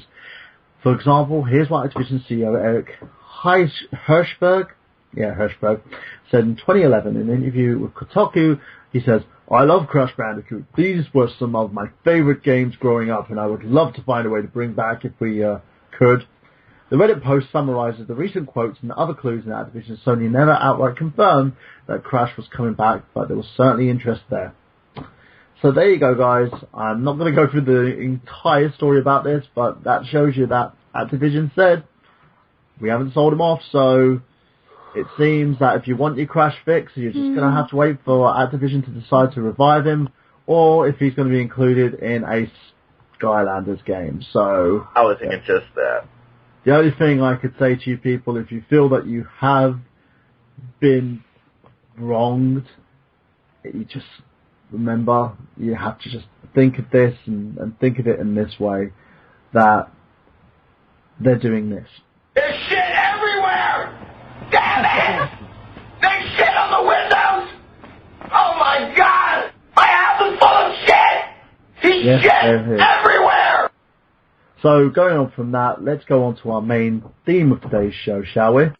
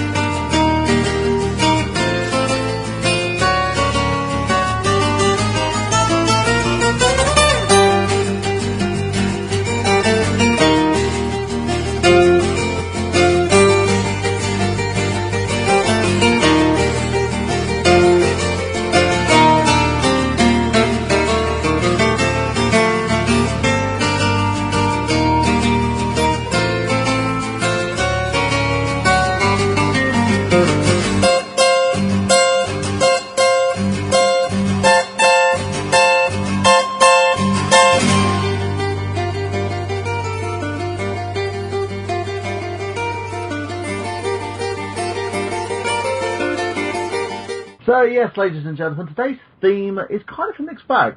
As always, Thanksgiving has come and gone, the lovely holiday that Americans actually be thankful for what they have, and it's kind of spread across other countries as well, because we're all thankful for what we have, but I thought we'll do something which gives it a little bit of a twist, thanks to a comment made by Miguel. It was actually a suggestion of his that we do 5 games that we are thankful for. But I'm going to add an extra twist. We can also talk about controllers, our favourite controllers that we are thankful for as well. So we'll start firstly, of course, with Mr. Xander Scullion, because Xander is just purely awesome. And let's talk about, we're going to go like one game at a time, of course, for my hosts, bringing up to the 5 games that they are thankful for. So Xander, just go from your first game that you are thankful for. Castlevania. And why? It's just, I mean, it's my favorite series of all time. I love horror movies. I love the soundtrack, and the soundtracks alone have like inspired me as a musician. You know, I love all the different like Baroque, like classical, like inspirations, and like heavy metal, house, a little bit of jazz. I just really love that series. Good choice. Okay, Zach? Yeah, the one I want to talk about today is, actually, I've been playing it forever, and I finally beat it on the night of Thanksgiving when we had a big party over here, is Super Smash TV. I feel like Super Smash TV is the greatest arcade to console port ever. There's no slowdown, there is no problems, it's badass, it's amazing. You're just murdering thousands and thousands of people, and it is awesome. It's so fast-paced, it kicks ass, it's awesome. I feel like it might have been forgot about. I'm also talking about the one for Super Nintendo, because it also came out for the Genesis, which has different controls, so I'm not including that one in my thing. So Super Smash TV for the Super Nintendo. Big money, big prize. I'd buy that for $1. Travis. Super Mario Brothers. Not just that, it's the entire Super Mario history. Mario, of course, debuted in Donkey Kong when he was known as Jumpman, and has pretty much launched into the limelight. And he have his own little game. He had Mario Brothers, and then in 1985 we had Super Mario Brothers, which single-handedly saved the video game industry back in 1985 when the Nintendo was releasing their own system in the States. And I love the simplicity. The game is just a lot of fun. I mean, even to this day, I can pop in the original Super Mario Brothers game and just feel like I'm a young kid again. It's timeless. And a lot of the games that they have from then on to now are very timeless. Very, very true. And I have to agree with you on that one. So I'm going to add my hat into that. Super Mario Brothers Various. Now, the one game, if anyone hasn't played this game, they need to play it, and that's Super Mario Brothers U, which has brought not Mario Brothers U, sorry, Mario Brothers 3D World. And the reason being, it's brought back a ton of nostalgia. It has every nostalgic feel from every game. You can see elements from Super Mario Brothers 3 when you go to the Mushroom House, where it has that song where it goes doom, doom, doom, doom, doom, doom, doom, and you get to like pick up the packages, and they have like a level that is made out of a Mario Kart track. Yeah. So you have like the Super Nintendo Mario Kart theme music, do do do do do do do do do do. They have elements of Super Mario Brothers from Super Mario World and Mario 2. Everything. It's amazing. Yeah, and Mario 2 as well. The biggest thing from Mario 2, Doki Doki Panic, is the skill sets for each character that mirrors the exact same sets. Luigi's high jumps, Princess Peach, the fact that she can float, Toad's super speed, and Mario having everything, together. So in the end, it's the best way to sum it up. So I agree with you wholeheartedly on that, and I share that fondness with you, Travis. So Sean Walker, you're next. Yeah, I'm gonna. Well, diss a lot of people, but yeah. I am thankful for Guitar Hero, because I tried to learn the actual guitar and failed miserably. And then Guitar Hero was my saving grace, and I still feel like a boss, because I can complete Through the Fire and Flames on the hardest difficulty. So boom, suck my nut. You know, they actually have Rocksmith out, which actually teaches you how to play guitar. Fuck Rocksmith. It's all about buttons. All right. Okay. If it wasn't so expensive, I would invest in Rocksmith. Yeah. Check Craigslist. No, hasn't that game gone down like significantly? No, they buy an actual guitar, dude. Yeah. Oh, that's how you play it. You plug an actual guitar into your console and you play based on that. Right. No, I was thinking about the set that came out with just the game and the cord that connected. I wasn't thinking about one that came with a guitar. Oh no! I was talking to Sean that Rocksmith you actually need a guitar, but yeah, it's like $70 at some places, and I don't think I could spend $70 on a video game. Not anymore. Okay, Miguel, what about you? If we're talking about games that we're thankful for, this is the one game that it's my go-to whenever I talk about some of my all-time favorite games, and that is Prince of Persia: The Sands of Time. I don't know what it is about this game, but it's just one of those games that's always just, to me, just all around, probably the most well-made game I've ever played. I love the storyline. I thought the characters were incredibly likable, especially the prince. I thought the writing was great. I love the gameplay. I thought the whole manipulating time aspect of it, I thought the platforming was just tight. I thought even the combat was fun, and that's usually, I know a lot of people hate the combat, that think it's just too boring. I thought the combat really flowed well. It just, everything about that game was just so polished that, you know, when I finally finished it, it's one of those few games that I could look back and go, this is a benchmark. This is a game that I think a lot of games should look up to when it comes to action, adventure, platforming, things like that, and it's just a great game. It's my go-to, you know. Kyla? Yep. One of the games I'm thankful for is actually a PlayStation 1 game. I don't know if not too many people know about it, but it's called Tecmo's Deception. It's a puzzle game. I'm sorry. But it's Tecmo's Deception is kind of a puzzle game. Opening sequence is like you're a prince. You know, someone killed your father, everyone blames you, so they kill you. You get sent to this castle, and you have to take it over, but there are people invading it, trying to take over the castle to get all the power from it, and you have to set all these traps in order to kill them. It's very difficult and very fun. So that's one I'm thankful for. Damien? I've got a few that I'm really thankful for.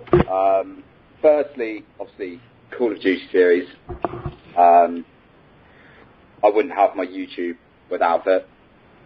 So, obviously, that's a major given. There's a few others, like Sonic games. They were one of the first few games that I ever played as a kid. And no matter what iteration it's turned into now, you know, Sonic games will always hold a special place in my heart. But the game that I'm most thankful for is probably Final Fantasy VII.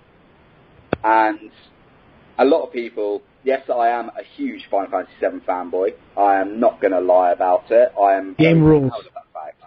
It's just, I don't know, like, people say that the characters, well, mainly Cloud, wasn't that fleshed out. He was very emo, whatever.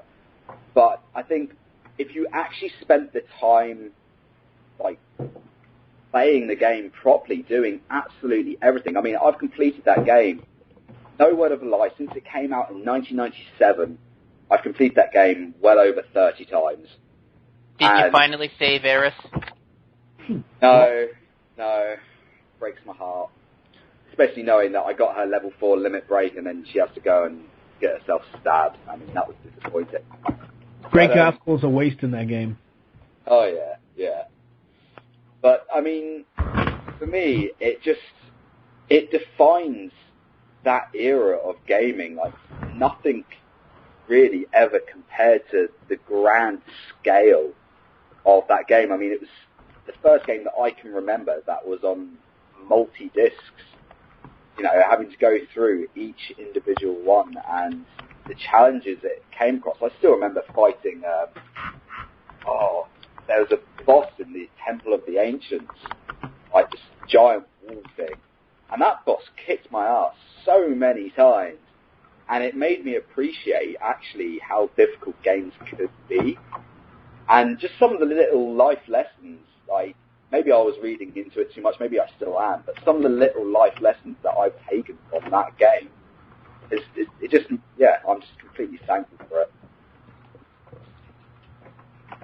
Okay, actually, I need to put a break on things for a little bit, guys. I did get some breaking news here. I'm sorry to stop the show here for a moment, but just to let you know that Paul Walker from the Fast and Furious movies has died in a car accident. Oh, wow. Really? What? Yep. Wow. This is reported from TMZ.com that this Saturday afternoon he died in a fiery car accident. Wow. Yeah, I'm really sorry to stop the show, guys, but I thought you guys might like to know this. No, that's fine. I'd like to give a shout out to Paul's family in their hour of need, and just to say for anybody out there that we at I Got Gameplay are deeply saddened by this. I don't know how many hosts here are actually a fan of the Fast and the Furious movies, probably a load. But yeah, it's tragic seeing some stuff like this happen and someone going too young. What was that movie he was in about, like, people abducting children? What was it? Was that Running Scared? Yeah. That movie was awesome. And, yeah, it was kick-ass. I personally really enjoyed the Fast and the Furious movies. I thought he was a great actor. Also a babe. Yeah. He's a good-looking dude. Well, I guess he won't be in Fast and Furious 7 like he was supposed to be now. So that's going to be interesting what they do with that now. Do you think they'll recast him, or do you think they'll just like... You couldn't recast him. You can't recast his character and the way that he portrayed Brian at all. Was he in that Tokyo Drift one, or no? No, that was a side story. Yeah, they had that guy who he looked kind of like a carbon copy of him. That was kind of weird. But he had more of that. Not really. I mean, there's some weird Southern kid. I don't know. Well, yeah, whatever. I guess the only reason I asked is I was going to say that they could have taken it in a different direction like they did those movies. Yeah, definitely. I mean, I think, like, other than the Fast and Furious, I mean, I remember seeing him in the Lazarus Project. I don't know how many of you guys saw that. I haven't seen that. Is that any good? It's a fantastic film. It's a complete and utter head trip. It starts off with him being sentenced to death, by lethal injection, and the whole film is a complete head fuck. And actually seeing him outside of like the Fast and Furious series in that kind of more serious role was amazing. And yeah, I'm still really shocked by that, actually. I mean, it sounds really bad, and I don't mean this in any offence to anyone, so if you take offence, I do apologise.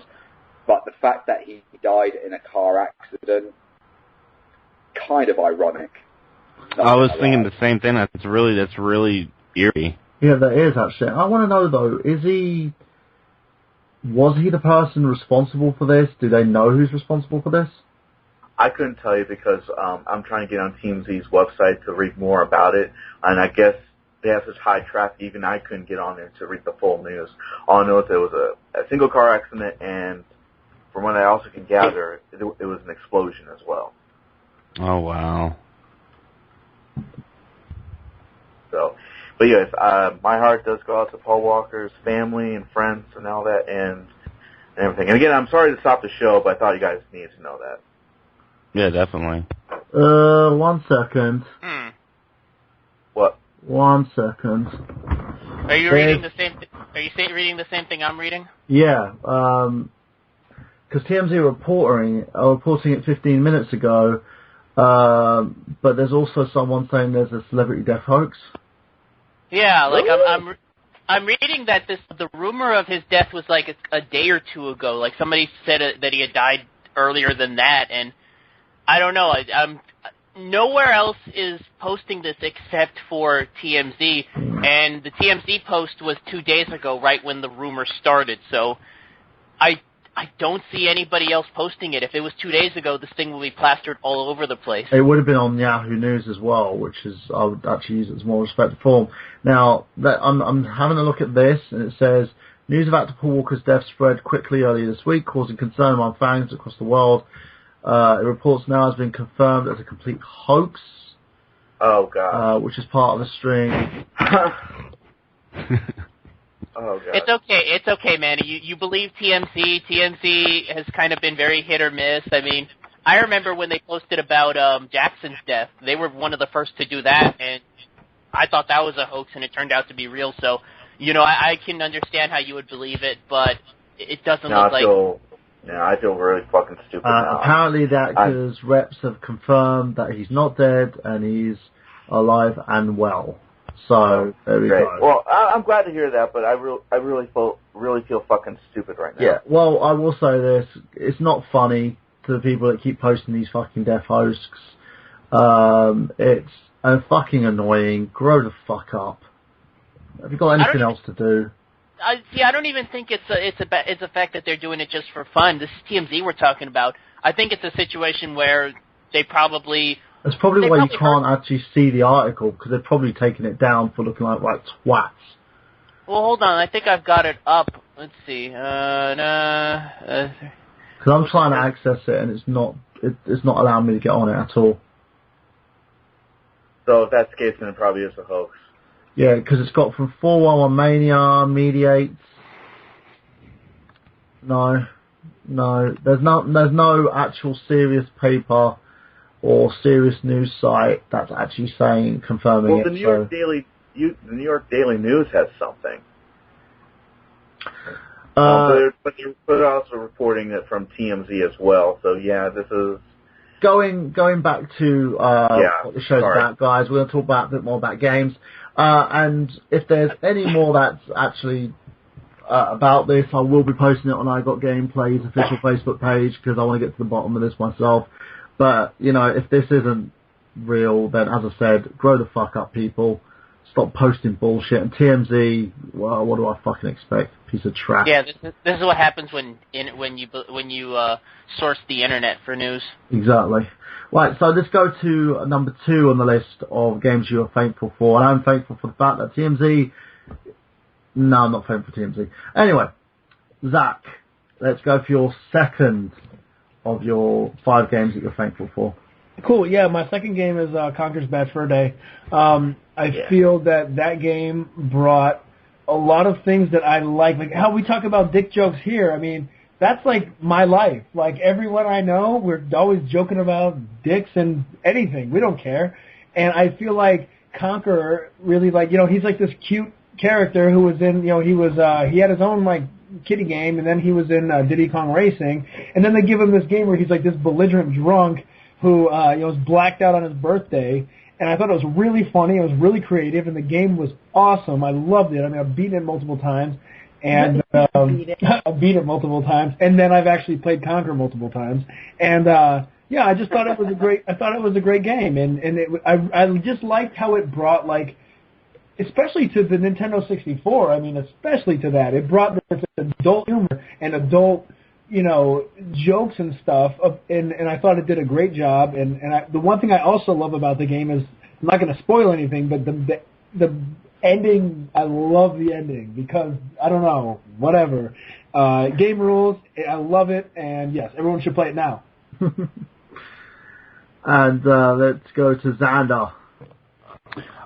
Next game I'm thankful for is actually the Dragon Warrior or Dragon Quest series. I actually have a big story about that. I played Dragon Warrior when I was like 7 years old, and it was like the first RPG I ever played. And not only did it introduce me to a genre that I love in video games, but I was so young when I was playing it, it helped me excel in reading, because I'm a very stubborn person, and books just didn't excite me. I was like, I can give two shits about Tom Sawyer and Huckleberry Finn.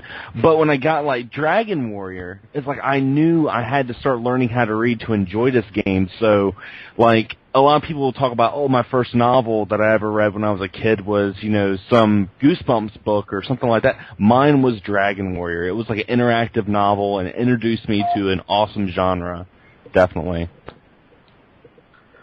And, Sean? My second game, it would have to be The Legend of Zelda Ocarina of Time, because that game got me through high school, and during my GCSEs phase, I broke my right thumb, and I couldn't do nothing but game left-handed on the N64 controller. So that game got me through some tough times. And Miguel. This one's tough. It's really hard to say what games I'm thankful for. I guess I'd have to look at the games that are important to me in terms of my evolution. What was that? No idea. That was my phone. Oh, in terms of my gaming evolution, I guess I wouldn't consider this game a masterpiece, but I'm going to go with 1999's Dino Crisis for the PlayStation. And the reason I say that is it was one of the first horror-themed games I ever played. And it really helped evolve my gaming abilities, because I think I was like 10 or 11 when that game came out. And I'll be perfectly honest, I was a bit of a Nancy boy when it came to video games back then. I usually avoided anything scary back then. I'm sorry, I was very sheltered.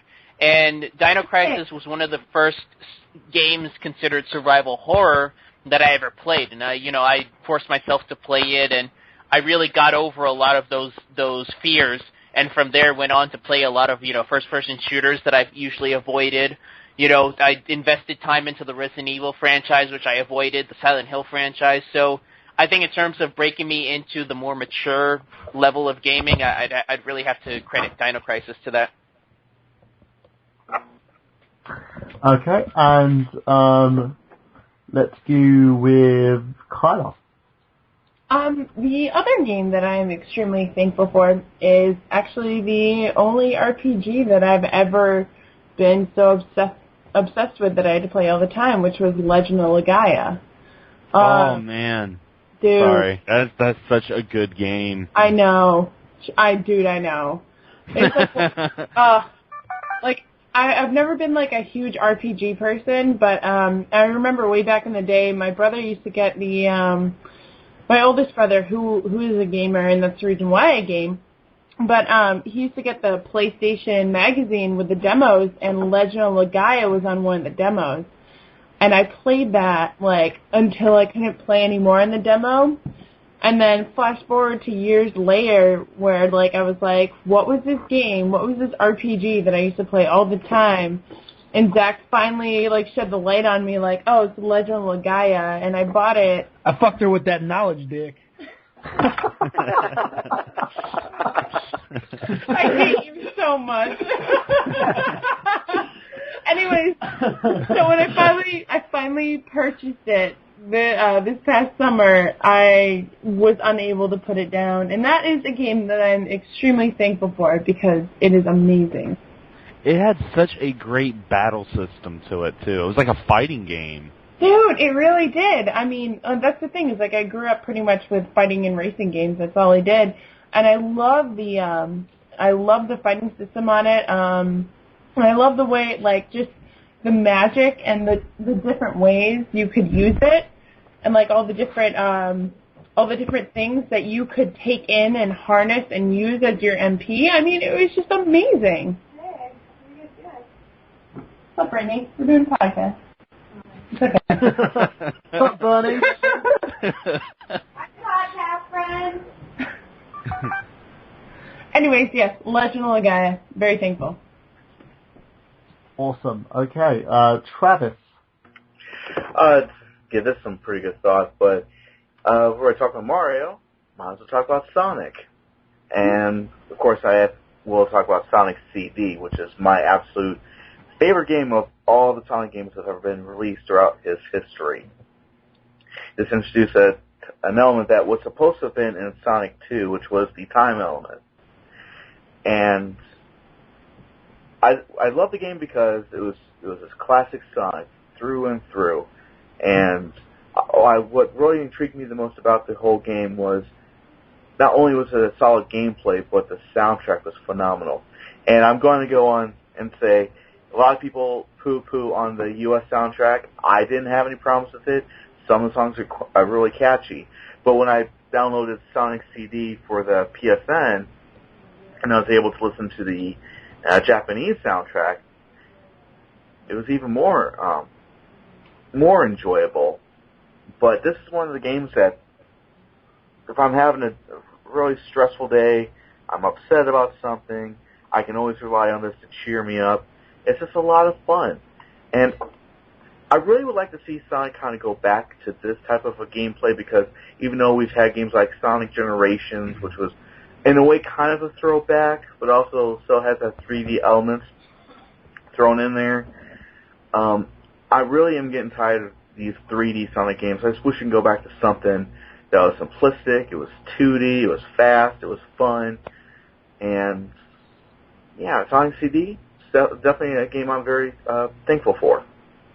And on my perspective, the one game that I'm thankful for, well, number 2 in my games that I'm thankful for, is a game that it kind of brought me back into the zombie genre and made co-op online also fun, and that is Left 4 Dead. I love Left 4 Dead. It holds a special place in my heart. Valve did an amazing job with that game, and it made me a huge fan of the Xbox 360, because it was one of the first games that I bought for the Xbox 360, and it's just extremely fun, so I'm thankful for you, and I still play you. That's why I love you so much. Left 4 Dead is amazing, and 2. Oh, yeah. Well, I like both. 2 wasn't as good as 1, though. The way that they integrated one storyline and a DLC pack that combined both games was amazing. I agree. They also made a comic for that. I don't know if you read it. I did. Okay, yeah, it's awesome. It's literally a shot-by-shot detail of what actually happens in the game as well. So it shows you who you sacrifice and stuff like that. Right. So for those of you who haven't actually checked out the Sacrifice DLC, spoiler! And Zach, back to you. Number 3. Cool. I actually want to talk about one. Everyone is going to love this. If you don't, then I don't know you. Tetris it will always be my favorite puzzle game of all time. And my buddy, his favorite puzzle game is Tetris Attack, which has really nothing to do with Tetris.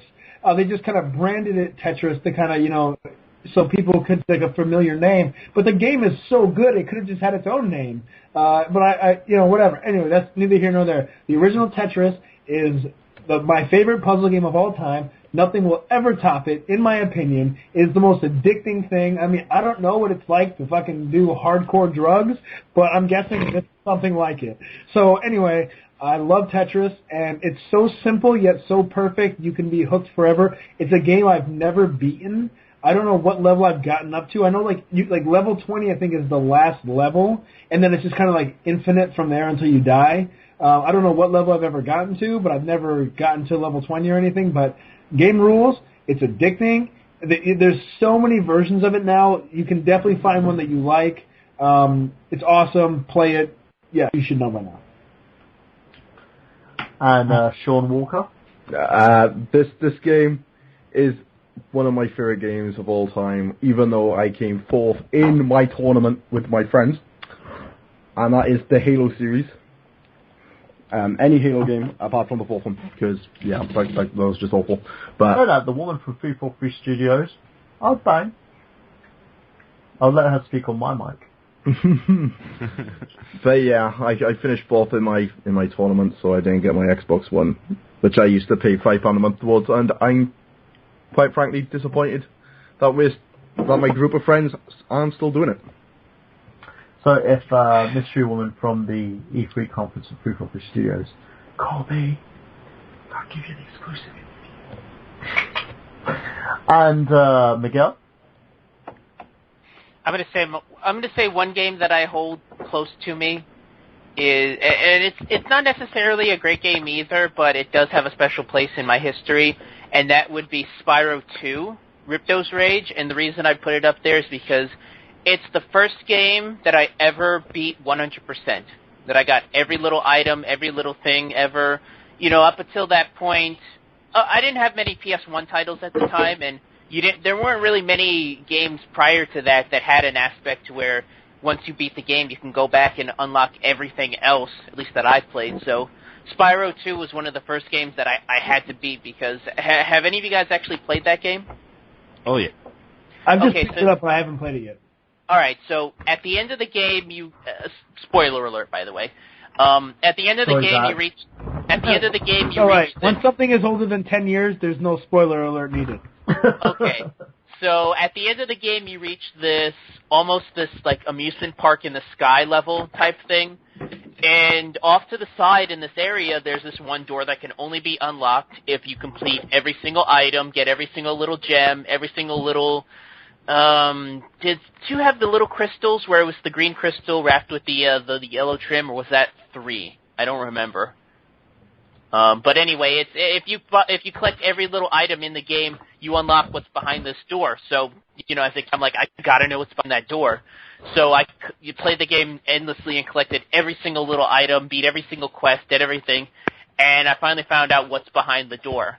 There's not much. I think it's like it gives you a permanent boost of your flamethrower ability that you can use when you play the game again, which, yeah, it wasn't that great, but it's just being able to say that I completed a game 100% as a little gamer in training was something that was really worth, getting excited over. Very true.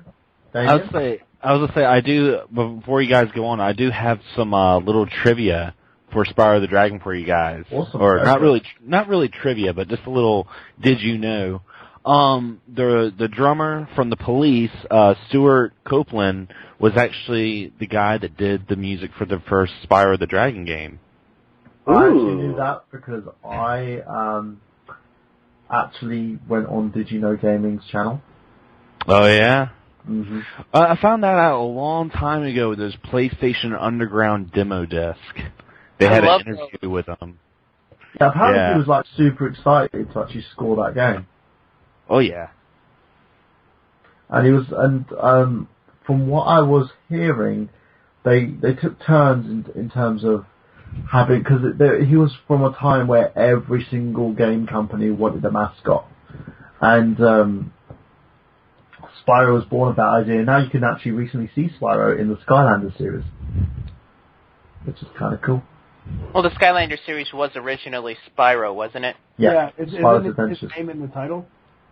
Yeah, the original game was actually Spyro's Adventures, Skylanders Spyro's Adventure, and as I said, it was a great idea and a great way of utilising the character. Maybe Activision probably might do that with the rest of their franchises, and hell, it spawned $1 billion franchise.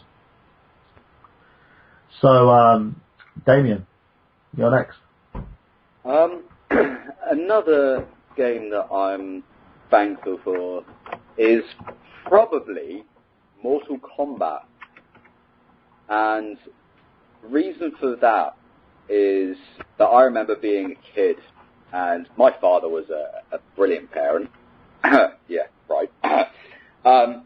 But he let me watch the Mortal Kombat films when I was the first one when I was, I don't even know how old I was. I love the music for that though. Yeah, exactly. And to this day, that brings back so many good memories. And your might. Yeah, exactly. And the reason I'm thankful for Mortal Kombat is that I love the lore behind it. I love all the kind of side stories and things like that, like how actually Scorpion isn't as bad as what people make him out to be. I find that whole kind of backstory really interesting. He's a pussy. Jason David Frank took care of him. That's how much of a pussy he is. Scorpion? Yep. I don't get it. Like, they had a superpower beatdown, White Ranger versus Scorpion. Oh, okay. Scorpion would always come back. He's a Spectre. They did the thing where the White Ranger just like cuts his head off, and he stands there and he poses all badass. He takes his helmet off, and then it has Jason David Frank just standing going, "Game over." Like, yeah. I'll say this as great as the Mortal Kombat movie is better than it has any right to be. But I will say this: I wish it was a little bit harder in terms of its content. I mean, for a Mortal Kombat movie to be PG-13, I think that's kind of an insult to the franchise itself. Did you see the pilot that they shot for the? Well, it was the pilot for the Mortal Kombat series, but they were that the Machinima have. It was actually a concept for a modern day Mortal Kombat movie, which I thought would have been ace if they did it. Wasn't that Mortal Kombat Resurrection or something like that? I can't remember. Yeah, I remember seeing that, and it's like an 8-minute kind of mini movie, isn't it, that they've done? And wasn't that the one that they used to pitch Mythologies? Or whatever the internet, the online series? Yeah, it became that. Which is awesome series, by the way. It is, but it's kind of a shame that they didn't go through with their initial concept, because I would have liked They should have done the movie, man. I mean, the way that they portrayed Reptile, for one, that was fucking awesome. And that's why I didn't watch the Mythology series, is because they deviated from that more down-to-earth, that more realistic vibe when they went into the stuff with the Outworld stuff. I know the fans but it just completely took me out of it to go from the relatively realistic stuff with Kano and Jax and Sonya to all the Outworld stuff. It really just threw me out of it, and I was like, yeah, I'm done with this. It has Mark Koskas in it. Your opinion is irrelevant. I think the best thing about that, and the worst thing, I suppose, about that little mini-movie was that Ed Boon himself was actually like, this would be a feasible alternate universe to the Mortal Kombat universe. And I was just like, damn, to get that kind of almost go-ahead from one of the creators is kind of like, why didn't you take that chance? Why didn't someone pick this up and just be like, wait, let's nurture this, let's make this into a full feature film? I think the problem is Time Warner. That's the only issue. They don't see it as a feasible franchise. From what I've been hearing, there's mumblings coming from the series, and once the series ends, they're going to be doing a movie spin-off from it, which I think is just going to be a bad idea. Yeah. They should have shot the movie based on the premise from the initial concept. Yeah. Did you guys ever watch the Mortal Kombat TV series that was on TNT for like a hot minute? Yes. I did.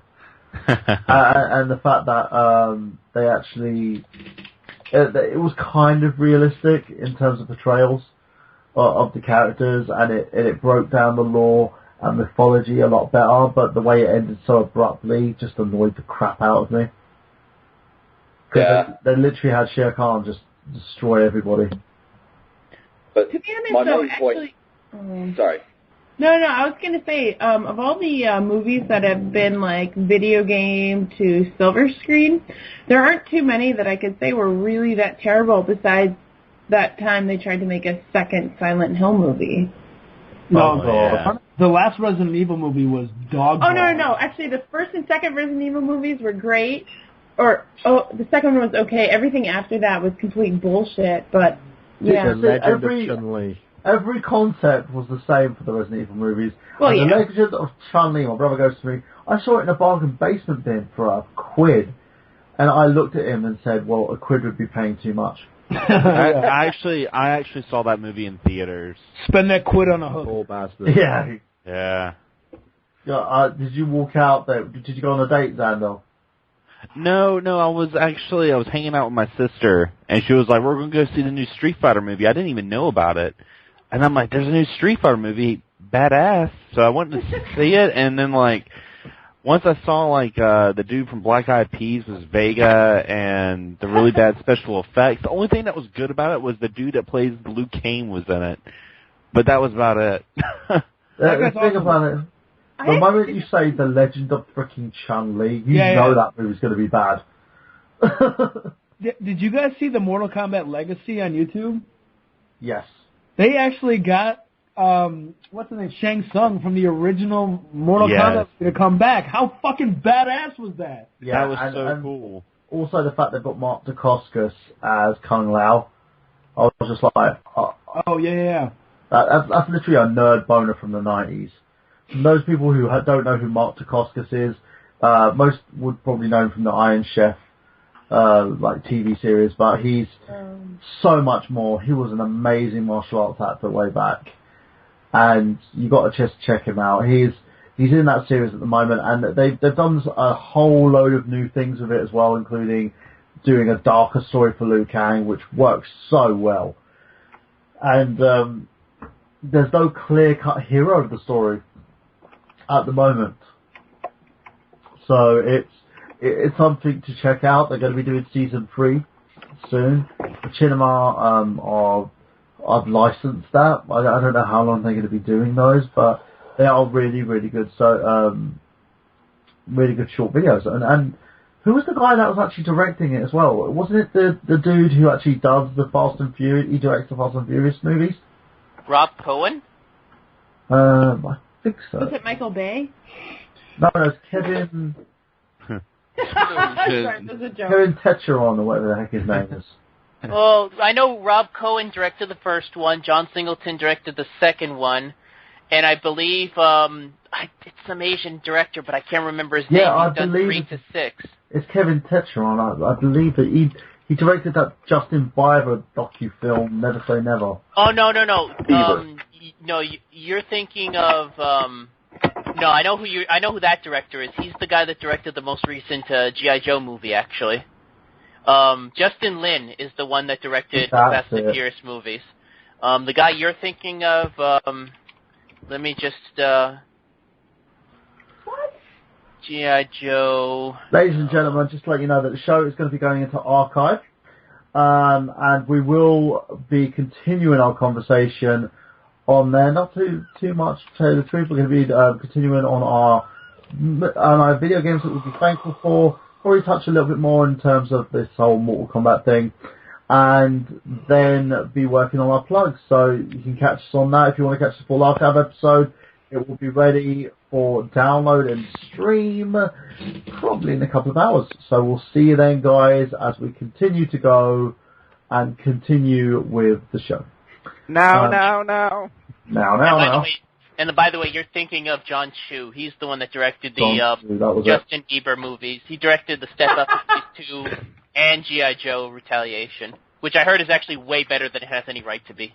Yeah, I love it when you say that a movie is way better than it has any right to be. It's a sequel to G.I. Joe Rise of Cobra, and I liked Rise of Cobra, but I'm not going to sit here and defend it as a work of art. I mean, they killed the entire cast from that movie. Well, that was basically an apology. It's like, so sorry for that, folks. We'll clean that up. Squeegee, squeegee, squeegee. Although I will admit, if there was one character I wish had survived, it was Marlon Wayans. I'm a Marlon Wayans fan. They didn't even give him a chance to get killed on screen. They were just like, he died in an accident somewhere. Well, they had to get more screen time for Channing Tatum is the thing. But that made me laugh as well. They killed off Channing Tatum's character. Was this in the beginning of the second movie? I only saw the first shitty one. When was this? They actually, there's a funny story about that. Tatum was actually killed off in the original cut of the movie.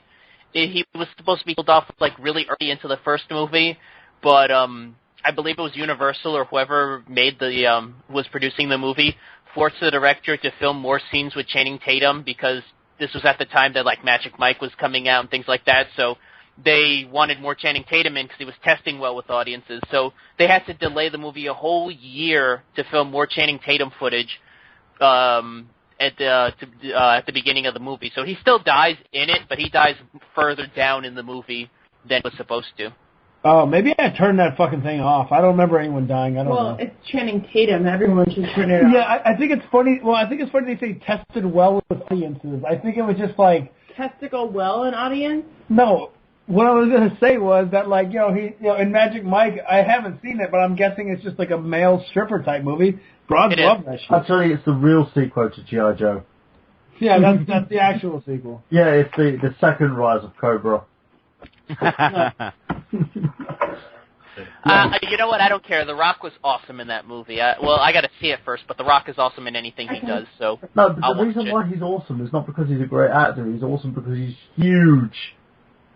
Oh, he's massive. I mean, I saw Fast 6 in there, and he just towered over everybody. For saying that, Vin Diesel was like roughly my height. I remember seeing him when I was working security at the London Olympics, and he was watching the basketball, and he came out and was like, "Hey everyone, how's it going? I'm just getting out of here now, and I love you all." And I looked at him like, he's 5'6". Fuck. It's like Stallone. Stallone is only like 5'7", I think. Oh. He's a short guy. He's stocky, but he's not tall. Yeah, he was just like this well-built short guy, and I just looked at him and I was like, how the fuck did they make you look like you were going toe-to-toe with Dwayne Johnson? What the... That's just... I don't get it. High heels, bro. High heels. Elevator shoes. Yeah, so it was like... But, again, as I said, I've got no issue with it, and the method, it works. I've actually pitched something similar to Warner Brothers in terms of a reboot, so if that doesn't happen, we're probably going to get a pitch from me on my YouTube channel about what I pitched and how I had it all planned out. So, but yeah, let's go back into gaming. Kyla? Yep. Oh, okay. Katamari Damacy. Oh God, I love that game. Oh my gosh. That game is literally a ball being rolled around. It's a ball of trash that you roll around as an alien. Yes. I love Katamari Damacy. The game is so fun, and I love that the replay value on that game is so great because I like to see how big I can get my ball of trash and try. It's almost like speed running it, but it's speed trash balling it. Yeah. And the soundtrack's awesome. Oh my god, I know. Like, when I play that game for like an hour, I have this soundtrack stuck in my head for like a week. It's an awesome soundtrack. Na na na na na na na na na na. Dude, it's so Japanese too, which is what makes it awesome. Like, hardcore Japanese game, I love it. You know, that's always a game I've always thought would have made a great arcade title. Oh yeah. I think it would. It's really, in the trackball. That'd be cool. You'd have to use two trackballs, but I could see that thriving in the arcade. I mean, especially with the way the levels are built. You know, having that time limit. Mm-hmm. I think that could have worked. I'd plunk down some money for it if I saw it at like a fun spot or something. Well, it's like a time and size limit. Also, insert dick joke. Oh my god! Trackballs for that game. You can literally just one ball being the ball that you're rolling. I know you're saying there's two sticks, but like you could literally do it with one ball. Not really. You have to have three dimensions. You've got the front and you've got the forward, back, and side to side, but you've also got the turning. Oh, I get what you're saying. Yeah. I'm stupid. Don't listen to me. He has the dumb. I have the dumb. No, it's okay. I thought about that myself, but I'm like, you really do need that second ball for the turn radius. Yeah, that's what she said. Oh, I don't think that works that way, actually, with the way I said it, but okay. Actually, I think you only need one ball. My buddy, when he was a kid, some kid hit him with a baseball bat in his nutsack, and one ball went straight up, and it like dissolved immediately, so he only has one nut, and it does like the same thing as two. Like it works like overtime. It's like Tom Green. Yeah, exactly. Well, I mean, he didn't have it surgically removed; it just dissipated. Yeah, this was like just shot up into the body and got destroyed. It's like when you fail a mission in Katamari Damacy, you make it into Stardust, not a planet. Yeah, Katamari in general rules. Yeah. Imagine saying that to someone, "Hey baby, you want to see my left nut?" Nick doesn't have a left nut. He only has one. He doesn't have a... Yeah. Anyway. Anyways, Oh no, I think he actually might. Sometimes they put the fake ball in there too, so you still have two. I think he actually might have that. So it's like a glass eye, but it's a glass nut. Yeah, it's a glass ball. It's a marble. It's a marble, but they charge you $1,000 for it. A stack of marbles. Anyways, that is it. Ken Murray DeMacy. Okay, back to you, Zach. The next one I want to talk about. When I first got a PlayStation, and it was, I actually looked this up the other day because I don't know when I got a PlayStation. I just know I got one. I got it for a Christmas gift one year. But one of the games I got with it was Time Crisis. And I love that game. I spent so many hours on that game, and I played it through probably hundreds of times because I had 2 Extreme, which was a racing game that was pretty, like, looking back at 2 Extreme, it is horrendous. It is absolutely horrible. I was playing that, I was playing Time Crisis, and Time Crisis was great. It came with a gun. It was awesome. It was really good. And I played it all the time, and I really liked it. Like, it was a great game, and it kept me entertained forever, even 2 Extreme did. So, but anyway, I really liked it, and it's a game that I'm very thankful for because it's one of the one of 2 games that I had for a very long time. But yeah, it's a great game, and there's been many sequels now, but the first, I don't know if I've played the actual sequel to that one, which was Project Titan, but I never played any of the others. So yes, the original Time Crisis kicks ass. I'm very thankful for it. Xander? A game I'm very thankful for is Ni no Kuni. It actually, that's what made me buy a PlayStation 3. I had been putting it off for so long, but when I heard of Ni no Kuni and it was a Studio Ghibli Level 5, I'm a huge Studio Ghibli fan, and to hear that they were coming out with their own video. Yeah, just to hear that they were making their own game, and it just looks so beautiful. It's got a great story to it. The combat system's like Tales of Symphonia mixed with Pokemon. It is such a great game. I'm so glad. And they're talking about making part 2, which if they make part 2, that's what's going to really make me want to get a PlayStation 4. Definitely. Travis? Earthworm Jim. Earthworm Jim. Oh my gosh. I've had 3 different versions of this game. 4, really. I've had it for the Super Nintendo, the Sega Genesis, Sega CD, and of course the PSN. It doesn't matter which platform you get it on. It is another timeless classic, and it has such a massive cult following as well. It was created by Doug TenNapel. I'm sorry if I'm mispronouncing his name. The guy is a really awesome animator. He made this character come to life in this game. It's extremely funny and surreal. The graphics are hilarious. It's just a perfect game. There's not much I can say about Earthworm Jim. You have to experience it in order to get the enjoyment out of it. I'm very thankful this game is around, and I wish they'd make an actual sequel, none of that 3D shit. No, I'm just talking about a real sequel. I was actually just about to ask you about that, actually, the Earthworm Jim 3D. That was shit. That does not count. Sorry.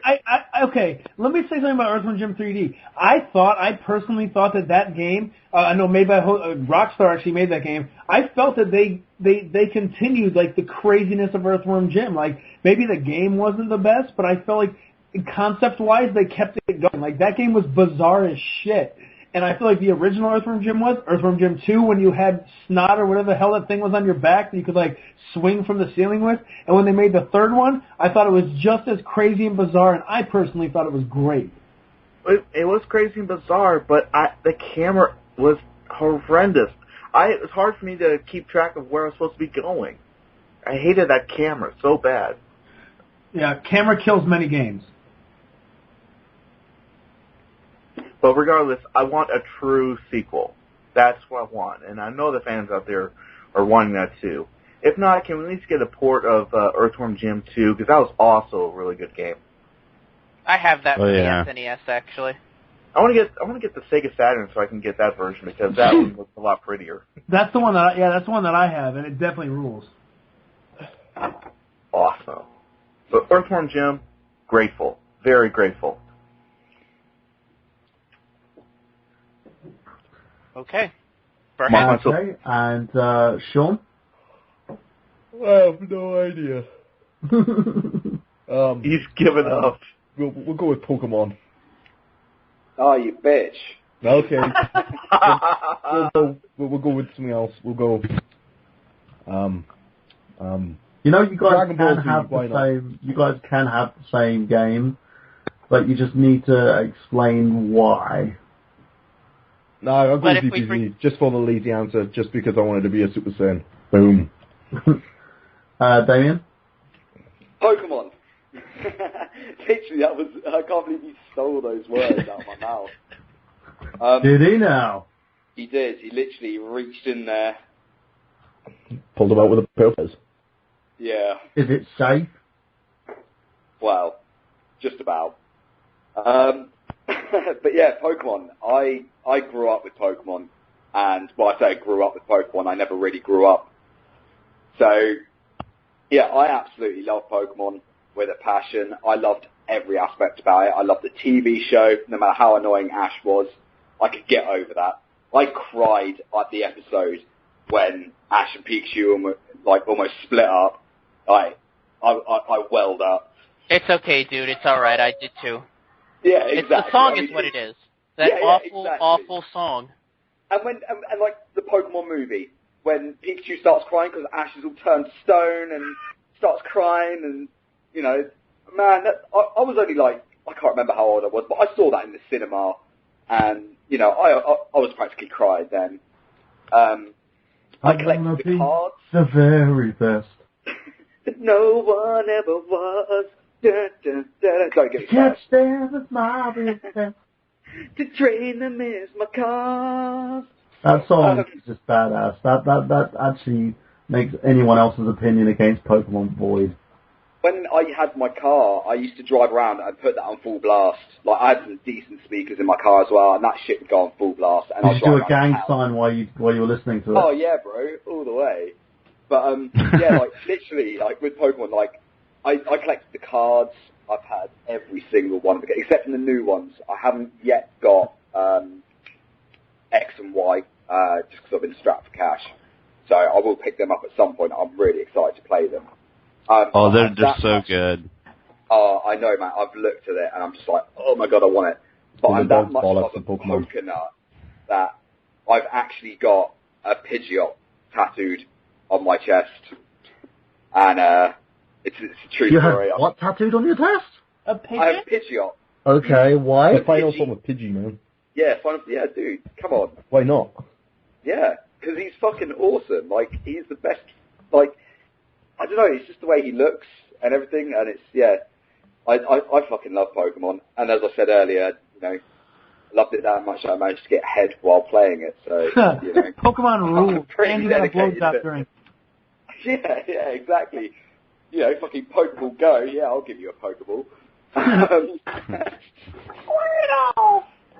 Oh my god. Jesus I think I'm actually going to make it my mission in life for every orgasm that I have during sex to call out a Pokemon name each time from Bulbasaur. No. You gotta call out a move. You gotta call out a move like a Hydro Pump. You should call up Mr. Mime. Oh my god. Use Horn Attack. Hitmonchan. Please move forward. I'm going to use Vine Whip. Oh, yeah. But yeah, I love Pokemon. Well, next.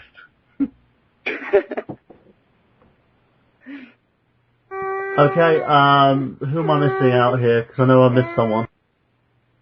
Anybody didn't list their third? I got my third. Okay, let's go with Zach for your fourth. I feel like this is my fifth, no? Actually, it is your fifth, I think, yeah. Alright, you know, I was trying to stay like lesser mainstream because I thought everyone else was going to hit the Marios and Zeldas and stuff.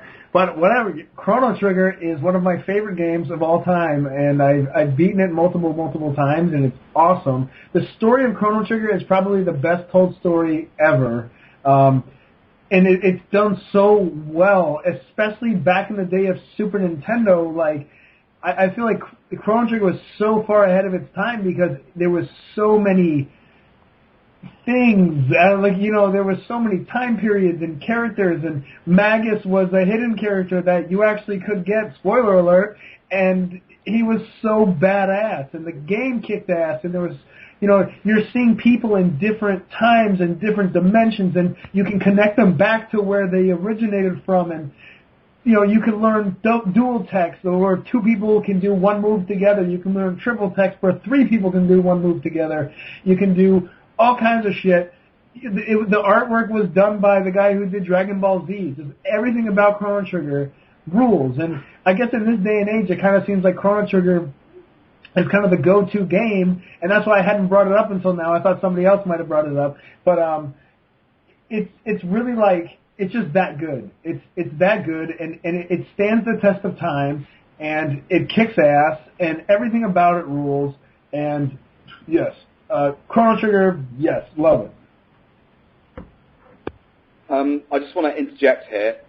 Going back to our previous Paul Walker thing, it's been posted on his official Facebook wall that it's been confirmed that he has passed away.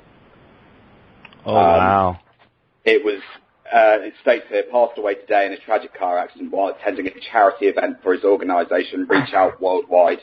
But apparently everybody is actually confirming TMZ. That Yeah, I'm trying... Is it his official Facebook page? Yeah, this is on his official Facebook page, fan page for Paul Walker, run by Team PW. This is on his official page. And it states here that he was the passenger in a friend's car in which both lost their lives. We appreciate your patience as we too are stunned and saddened beyond belief by this news. Thank you for keeping his family and friends in your prayers during this very difficult time. I'm still trying to find if this is actually, because nowhere else. I will link you right now, like, to his fan page. Well, his official fan page. It was confirmed on the New York Daily News, so yes. Okay, so now we've got confirmation. Yeah, every place is posting it now. Us Weekly, I think I just saw on there. I just did a Google search, and a lot more sites are posting about it now. MTV also is also talking about it too. They're confirming it. So, okay, now I don't feel so bad. Looks like what I did report earlier was actual fact. You were just breaking it before everybody else. You were getting the heads up there, Travis. Okay, the thing that bugs me the most about this is that I can't say enough how annoying this has been, because no one could actually get like the whole truth behind this. Well, that's what the internet's about. I mean, like I said, it's basically what's been. It's just how news gets around. I mean, it's unfortunate. I mean, it kind of sucks now that he's not going to be in the seventh one, because I'm dying to see the seventh one now. I geeked out when I saw Stay the Minute in the end of 6. Sorry, I was going to make a really, really out-of-taste pun then. Yeah, let's hear it. Go on. No, go ahead. I know where he's going. I know exactly. He was dying to see it too. I know. I realized what I said after I said it. I'm going to go hang myself for that. Yeah, reportedly have died. Yeah, IMDb's reporting it now as well. Yeah. That's very unfortunate. Well, at least it happened before they started filming 7, so now they don't have to change 7. They'd already started filming it. Oh, they did? They already have footage? Mm-hmm. Yeah. Apparently his character was reportedly supposed to die in that one anyway. Yeah, they filmed his really funeral like a couple of weeks ago. Oh, okay. Really? Oh. Because I believe really this is supposed to be the end of the franchise and stuff anyway, so... It's not. It's the franchise is making too much money as is. They might now that they've lost one of... No, wait, he was supposed to die anyway in the 7th one, but... I doubt this is going to be the end of that franchise. If that were the case, it would have done it back around like 4 or even 5, but... there's going to be more, I'm thinking. They probably would have resurrected him at some point, like they did Michelle Rodriguez. Well, now they can't do that. But anyway, let's stay away from that. So, let's go for Xander, your fifth one. Sorry, I can't think straight off this situation. I'll just go ahead and just to save on time and list my 4 and 5. Number 4 would be Mega Man, just because I'm a huge Mega Man fan, and number 5 would be Street Fighter, because I feel like Street Fighter had such an impact on the arcade scene, and that was like the one game that I was really good at, and I could like beat people that were like, 10 years older than I was. I remember beating older people and feeling like a badass. So Street Fighter Man for me. Travis? Yeah, this also can save on time here. I'm also going to list my 4 and 5. Fourth one is Zombies Ate My Neighbors, a Super Nintendo classic. I know it came out on the Genesis, but the Super Nintendo did it better. It was a lot of fun, and it was just one of those games where it was designed as a game that poked fun at all those B movies with zombies and all these other creatures that you had to kill and all this, and save your neighbors and everything. Hence the title of Zombies Ate My Neighbors. Definitely a very, very awesome game. It had a sequel that came out called Ghoul Patrol, but I never played it, so I can't say if that was if that was a really good game or anything. Was that a sequel to it? Well, Ghoul Patrol was a sequel to Zombies Ate My Neighbors, but like I said, I never played it, so I don't know how good it is. Yeah, that one was a sequel. There was actually a prequel too, which I think was Ghoul School for the NES, which I guess was maybe spiritual. I've never played Ghoul Patrol either, but it probably kicks ass. Yeah. And my fifth one, I was really thinking about this. I couldn't decide between Crash Team Racing or Grand Theft Auto, but I figured, what do I enjoy more? So I'd say the Grand Theft Auto series. And I've loved every single game, and each one got better and better, and of course we got GTA 5, and I mean, everybody in here that I'm on the panel, I'm sure has played a GTA game at some point, and will agree with me. It is very, very violent, but it's also a lot of fun, and it's very satisfying as well. Blowjobs. I've never had a game job before, so. Well, no, in GTA 5 you can get blowjobs. Oh yeah. Oh, really? Nice. You didn't know that? What? Yeah, I have to play. No. You pick up a hooker, she gives you a blowjob, or fuck her. Nice. See, I go to school, I work, I do Let's Plays and all this other stuff. I haven't gone back to playing GTA 5, but including Let's Play with himself. Oh. Had to. Yeah, Michael. I saw that coming.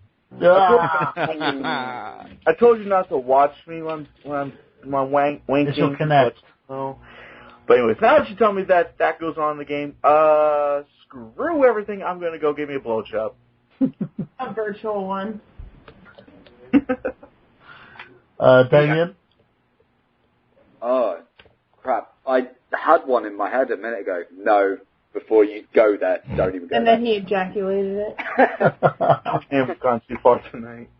But, oh, crap. This will be officially known as the Dick episode. It should be. The thankful dick.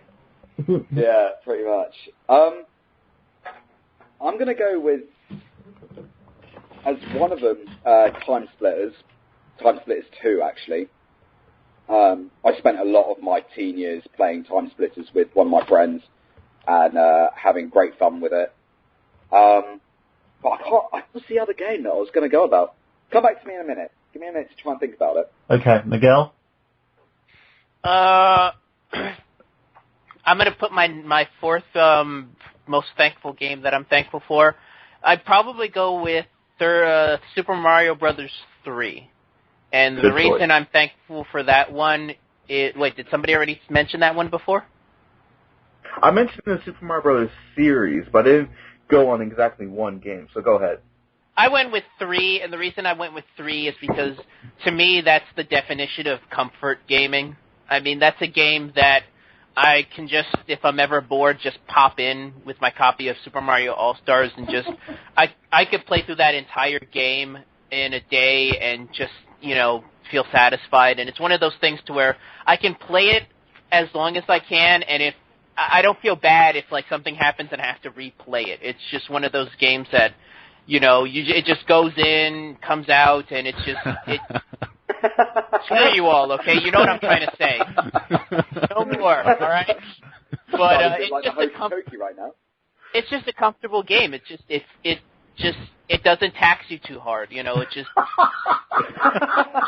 That's what she said. Are you as tired of this as I am? I'm sorry.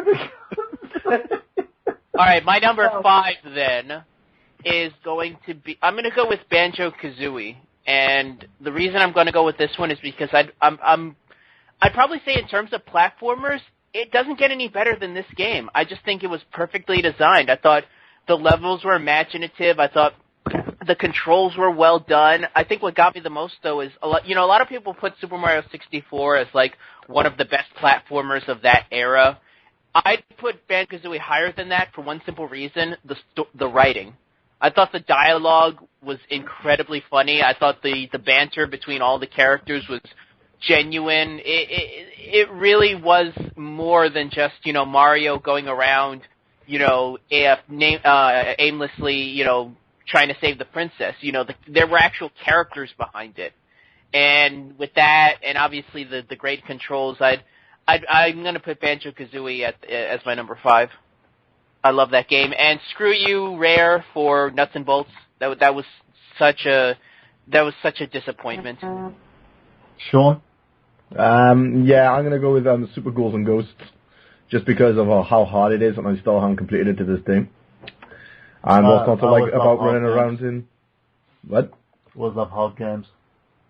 Well, who doesn't love hard games? And you get to run around in the pants,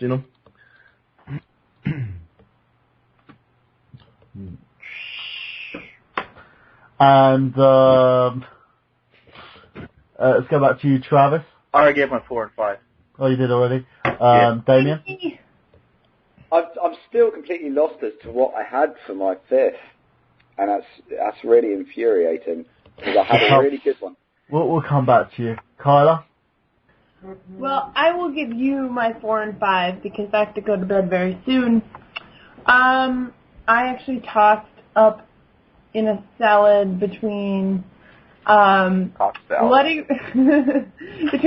Roar 3 and Tekken 3, which were 2 of my favorite fighting games. As you get cut off in the middle of that. No! Kyla will be back to talk about Tekken 3 and Bloody Roar. And I think I've got 3 of my own to actually give, so I'll start with Silent Hill. Silent Hill 2, actually, because that was actually one of the best in the franchise, most notably, and would go, for me, another one which scared the crap out of me, Dead Space. I love that game. It's one of those that really reinvigorated the horror genre for me.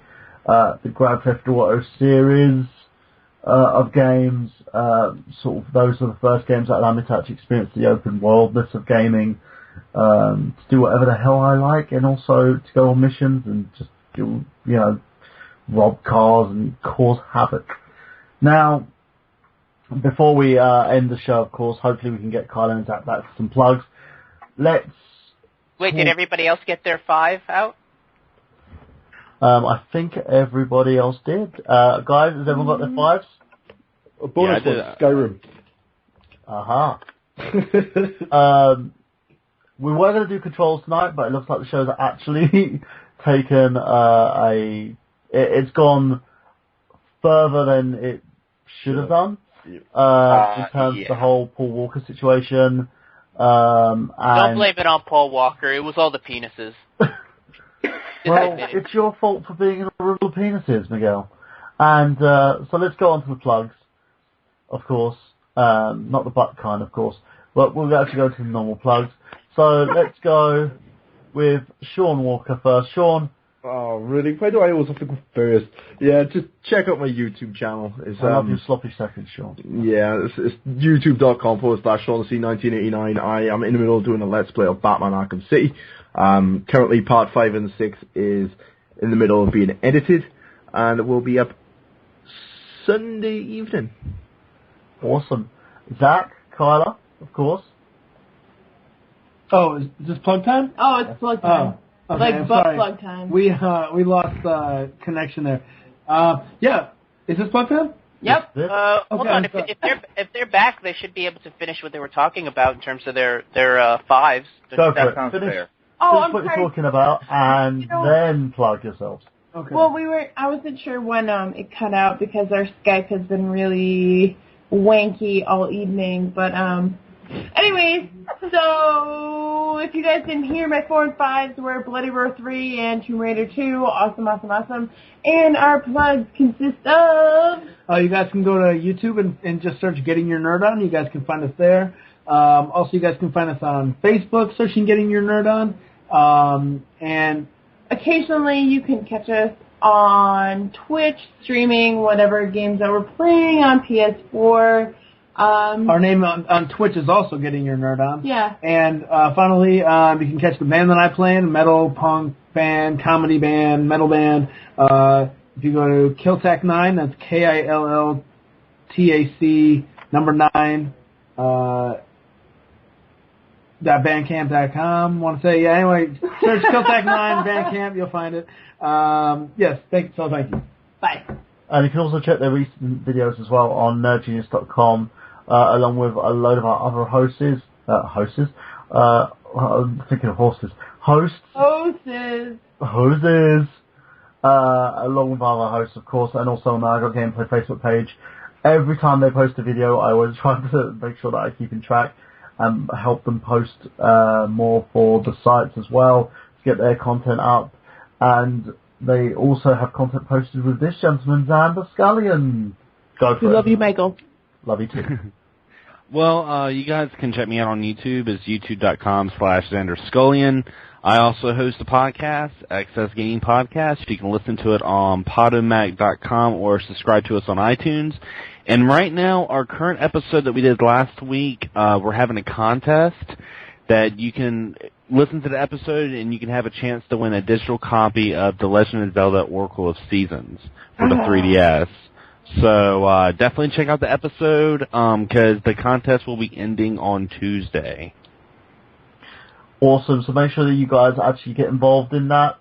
Where do they need to make their submissions, Xander? Is it on the YouTube channel, on the Access Gaming group? It's on the Access Gaming Podcast group page on Facebook. Just put in Access Gaming Podcast and it'll pop right up. Just make sure you put a space between the X and the S. What we'll do as well, guys, we'll link you the group's link on the Facebook page so you can actually join in on the fun. It's a great group. It's one of the reasons why I love Facebook so much. But it's a great group. And Xander allows posting for nearly everything.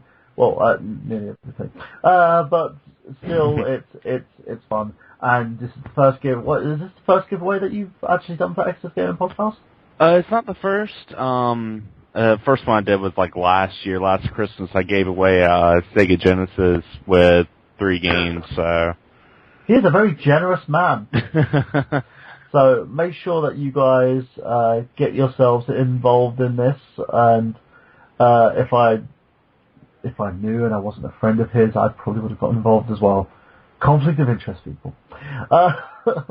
So let's also move on to another gorgeous man who gets his videos posted regularly, Mr. Damon Witham. Yeah, as I said, I'm on YouTube. Search Meandless. I'll put I posted up a video on the I Got Gameplay Facebook page earlier on today, so go check that out.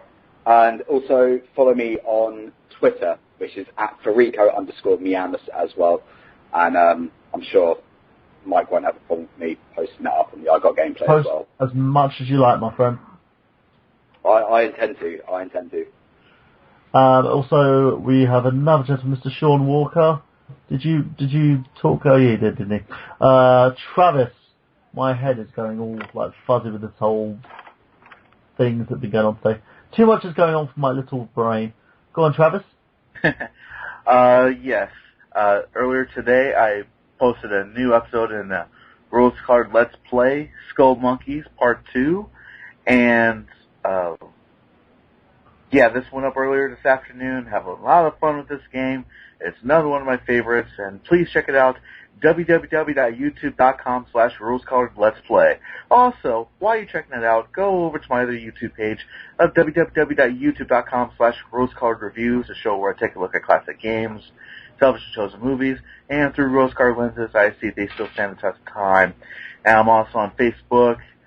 It's www.facebook.com/rose-colored-reviews. I got Twitter. It's TravisGoss79.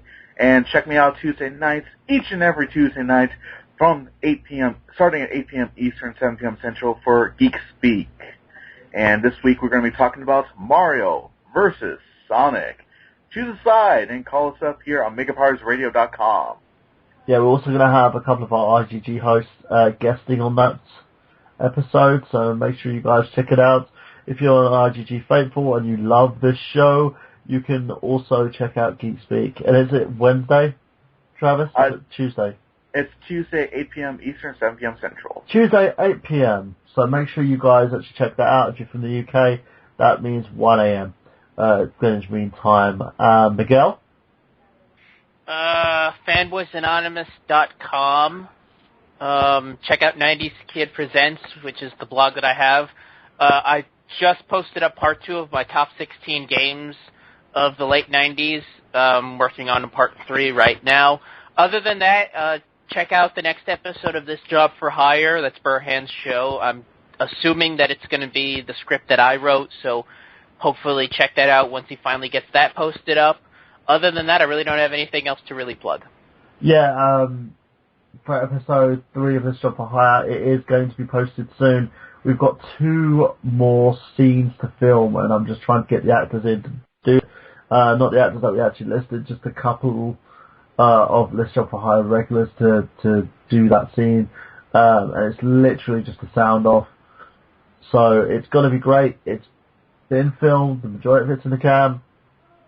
And I'm working this Sunday with Brandon Ligon on the voiceovers for that. So make sure you guys check that out. It was supposed to be posted on the 28th. So it's basically going to be posted any time in the next couple of days. So stay tuned. And I believe that's everyone, isn't it? It is. And sorry about my total lack of self today, guys. This Paul Walker thing has kind of hit me kind of hard. Yes, hard. And the whole issue that we're having, it's like these stories are getting reported in. We don't know if they're real or fake. Hopefully this has been cleared up and it may be a reality to the situation. As I said, I feel really bad for Paul's family, for everybody involved. I've seen this guy since the first role I remember actually watching Paul in was a movie that was parodied by Oh Not Another Teen Movie, which was She's All That.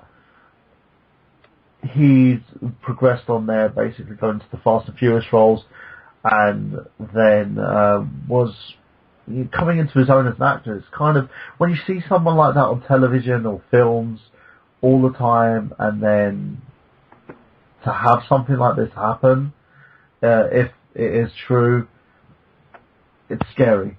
It's extremely, extremely scary, and it comes to you like face to face with your mortality at times.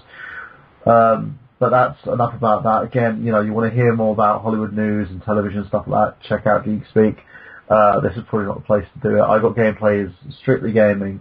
So remember, ladies and gents, let us know what your, on a positive note, on your top 5 games that you are thankful for. The games that you love, the ones that you feel really got you into gaming. We want to know. So post that on facebook.com/IGotGameplay. You can find me on nerdgenius.com along with Xander Scully and XS Gaming Podcast and his other YouTube videos, of course. You can find the YouTube channel of Getting Your Nerd On, which is Zach and Kylo, again on nerdgenius.com. Everybody's projects, we all work very closely with each other on our several projects as well. One of the reasons what makes this show really great. And as always, guys, I'm Michael Burhan for Miguel Leon, for Travis Goss, for Xander Scullion, for Zach and Kyler, for Damien Witham, and of course for Sean Walker. Just remember that we've got gameplay.